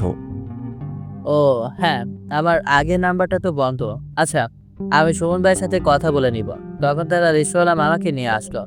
আরে মামা, আপনি ওকে দেখে এভাবে পালালেন কেন? আসলে আমি ভয় পেয়ে গিয়েছিলাম। ভয় পাবার কিছুই নেই, এখন চলেন তাড়াতাড়ি। তখন রিক্সাওয়ালা মামা রিক্সা চালাতে রাখলো। তারপর বাজারে গেলাম, কেনাকাটা শেষ করে আবার চলে আসলাম। এদিকে শান্তিতে তার রুমে গিয়ে ভাবতে থাকে আমার কথা, কারণ আমাকে সে কোনোভাবেই ঢাকায় আশা করে নাই। কারণ আমার আম্মু বলেছিল আমার বিয়ে ঠিক হয়েছে এবং এই কথাটা আমিও বলেছি। তবে রাফি বিয়ে না করে ঢাকায় কি করছে? কোনোভাবেই সে হিসাব মিলাতে পারছে না। রহস্য সমাধান করতে গিয়ে সে নিজেই রহস্য জালে আটকে পড়েছেন। আর এদিকে আমি বাসায় এসে এগুলো রেখে একটু ছাদে গেলাম। ছাদে গিয়ে কাউকে কথা বলতে শুনলাম। তখন আমার আর বুঝতে বাকি রইল না এটাকে। আপনাদের ধারণাটাই ঠিক, নীলা তার বয়ফ্রেন্ডের সাথে কথা বলছে। তখন আমি গিয়ে একটা কাশি দিয়ে একটা সাইডে দাঁড়ালাম। আমার গলার আওয়াজ শুনে আমার দিকে তাকালো আর বলল, আরে রাফি ভাইয়া যে কখন আসলে? আরে কথা বলো, তারপর না হয় আমি কথা বলবো। না ভাইয়া, ওই আর কি, কথা বলা শেষ। আরে ধুর, এত তাড়াতাড়ি কথা শেষ হয় নাকি? যাও কথা বলো। মানে জি ভাইয়া, তুমি একটু দাঁড়াও, আমি আসছি। এটা বলে নীলা চলে গেল। আসলে আমি জানি প্রথম প্রেম, আর এত সহজে কি কথা বলা শেষ হয়? আর আমি এইটুকু বুঝি না তারা কি এমন কথা বলে। আমি তো ভাই 2 কথা বলার পর আর কথাই খুঁজে পাই না, আর তারা 3 থেকে 4 ঘন্টা কি এমন কথা বলে আমি জানি না। মনে হয় জিজ্ঞেস করে কয়টা ভাত খেয়েছি, কিভাবে খেয়েছি, কতগুলো ভাত ছিল। না হলে কি বলে, কেউ জানলে একটু আমাকে বলবেন। তারপর নীলাগে কথা বলতে লাগলো। তার মেয়ে জিজ্ঞেস করলো, কে আছে? তোমাকে বলেছিলাম না একটা ভাইয়ার কথা, ওই যে রাফি ভাইয়া। ও হ্যাঁ, বলেছিলে তো, তার নাকি অ্যাক্সিডেন্ট হয়েছিল। তা এখন কি অবস্থা? এখন মোটামুটি ভালো, তোমাকে তার সাথে দেখা করাবো। আচ্ছা ঠিক আছে। তাহলে এখন বাই, পরে কথা বলবো, দেখি ভাইয়া কি বলে। তখন নীলা কল কেটে দিল আর আমার কাছে আসলো। ভাইয়া কি শুনলাম? হ্যাঁ, তলে তলে এত কিছু আমরা টেরও পেলাম না। কি শুনলে আর কি বা টের পেলে? ওই যে সঞ্জিতা আপুর আর আপনার ব্যাপারটা। কি এসব তুমিও জানো? জি, শুধু আমি না, আব্বুও জানে। কি আঙ্কেল জেনে গেছে? হায় আল্লাহ, এখন? আরে চিন্তা করো না, আব্বু তোমাকে আগে থেকেই পছন্দ করতো। তা শুনলাম তুমি নাকি বিয়ে করছো, আর এটা শোনার পর থেকে আব্বুর অবস্থা কিন্তু একদম খারাপ। আমার প্ল্যান তাহলে ঠিক মতে আছে। প্ল্যান মানে? প্ল্যান। প্রমিস করো সঞ্জিতাকে এখন কিছু বলবে না। প্রমিস এখন বলো ভাইয়া। শোনো তাহলে। তারপর তাকে সবকিছু বললাম আর আমার প্ল্যান সম্বন্ধে বললাম। ওয়াও ভাইয়া, যা হবে না কিন্তু সঞ্জিতা যদি নিজের কিছু করে ফেলে? না, সেরকম কিছু হবে না। আর তোমরা তো আছোই, আর আমি এমন ডোজ দেব যাতে করে আত্মহত্যা করার চেষ্টাও করবে না। ঠিক আছে ভাইয়া, তা তুমি কবে ফ্রি আছো? কেন, বিকেলে ফ্রি থাকবো প্রতিদিন। ওই তুমি বলেছিলে না আমার বয়ফ্রেন্ডের সাথে দেখা করবে? তার সাথে দেখা করাবো একদিন বিকেলে। আচ্ছা এখন আমি যাই। ওকে যাও। তারপর নীলা চলে গেল আর আমিও নিচে চলে আসলাম। আর তখন মনে হলো আঙ্কেল তো বলেছিল তার সাথে দেখা করতে। আচ্ছা এখন না হয় রান্না করি, পরে যাবো আঙ্কেলের কাছে। তারপর রান্না করতে লাগলাম। একটু পর ফোনটা বাজতে লাগলো। হাতে নিয়ে দেখি রেজা কল দিয়েছে। কেমন আছো? আসবো। তারপর কিছু কথা বলে কলটা কেটে দিলাম আর আমার রান্নার কাজে মনোযোগ দিলাম। এভাবে রান্না শেষ হলো। তারপর খাবার খেতে গেলাম। খাবার খেয়ে ভাবলাম এখন গিয়ে আঙ্কেলের সাথে কথা বলে আসি। যে বাবা সেই কাজ। গেলাম আঙ্কেলের রুমে। আর রুমে গিয়ে জানতে পারলাম আঙ্কেল বাসায় নেই, বাইরে কোথাও আছে। তখন আমি রিয়াকে বললাম আঙ্কেল আসলে আমাকে একটা কল দিবে, কেমন? আমি ছাদে আছি। এটা বলে আমি ছাদে চলে আসলাম। তখন আমার মনে পড়লো সুলতান ভাইয়ের কথা। সে তো বলেছিল সুমন ভাইয়ের সাথে যাতে কথা বলে, তাই ফোনটা বের করে সুমন ভাইকে কল দেয়। একটু পর রিসিভ হয় আর বলে, আরে ছোট ভাই, কেমন আছো তুমি? আলহামদুলিল্লাহ ভালো। আপনি কেমন আছেন? আমিও ভালো। তা ওই এলাকায় থাকতে কোনো অসুবিধা হচ্ছে না তো? না ভাইয়া, এমনিটি তো সব ঠিক আছে। তা কি করছেন? তারপর তার সাথে আরো কিছু সময় কথা বলে ফোনটা কেটে দিলাম। কিন্তু রিয়া তো এখনো কল দিচ্ছে না, হয়তো আঙ্কেল এখনো আসেই নাই। তখন আমি একটা গান শুনতে লাগলাম আর রিয়ার ফোনের অপেক্ষা করতে লাগলাম। একটু পর রিয়া কল দিল আর আমিও নিচে আসলাম আর সোজা আঙ্কেলের রুমে গেলাম। আসসালামু আলাইকুম আঙ্কেল, কেমন আছেন? বাবা আমি ভালো আছি। তা তোমার শরীরটা ঠিক আছে তো? জি আঙ্কেল, এখন আমি ঠিক আছি। তা আঙ্কেল কি যেন বলবেন বলেছিলেন? আসলে কিছু কথা ছিল যেগুলো জানাবা বলা আমার খুব দরকার। জি আঙ্কেল বলুন। প্রথমে আমি ক্ষমা চাচ্ছি সঞ্জিতা তোমার সাথে যা করেছে তার জন্য আমি লজ্জিত। আরে আঙ্কেল, এসব আপনি কি বলছেন? আমরা ছোট মানুষ, ভুল করতেই পারি, আবার সব ঠিকও হয়ে যাবে। এসব বলবেন না। শুনলাম তুমি বিয়ে করছো। আসলে আমি কয়েকদিন ধরে একটা জিনিস খেয়াল করছি, আমার মেয়েটা এখন কেমন যেন পাগল পাগল হয়ে যাচ্ছে। হয়তো মেয়েটা সত্যি তোমাকে পছন্দ করে। আর বলি বা কি লাভ, তোমার তো বিয়ে ঠিক। একটু হাসি দিয়ে, আঙ্কেল আমাকে আপনি এই চিনলেন? বিয়ে করলে তো আমি আপনার মেয়েকেই করব। মানে কি তোমার বিয়ে ঠিক, আবার বিয়ে করলে নাকি আমার মেয়ে কি করবে বুঝলাম না। আসলে আঙ্কেল আমার কোনো বিয়ে টিয়ে ঠিক হয় নাই, তবে আম্মু মেয়ে দেখেছিল, কিন্তু আমি সঞ্জিতাকে বলেছি যে আমার বিয়ে ঠিক। কি তাহলে এখন গিয়ে আমি আমার মেয়েকে বলে আসি যে বিয়েটা তোমার সাথেই হচ্ছে। আরে না আঙ্কেল, এইসব বলবেন না, তাহলে আমার প্ল্যান ভেস্তে যাবে। প্ল্যান মানে? প্ল্যান। আপনার মেয়েকে সাহায্য করার জন্য একটা প্ল্যান করেছি, আর এই প্ল্যানে আমাকে সাহায্য করবে আমার এক ফ্রেন্ড, আর সাথে আপনার 2 ছোট মেয়ের সাথে আপনিও। আমাকেও এসবে টানছো, তবে আমার যেন কেমন ভয় করছে যদি আমার মেয়ের কিছু হয়ে যায়। আরে সেটা নিয়ে আপনি টেনশন নেবেন না, আমি দেখবো সেটা।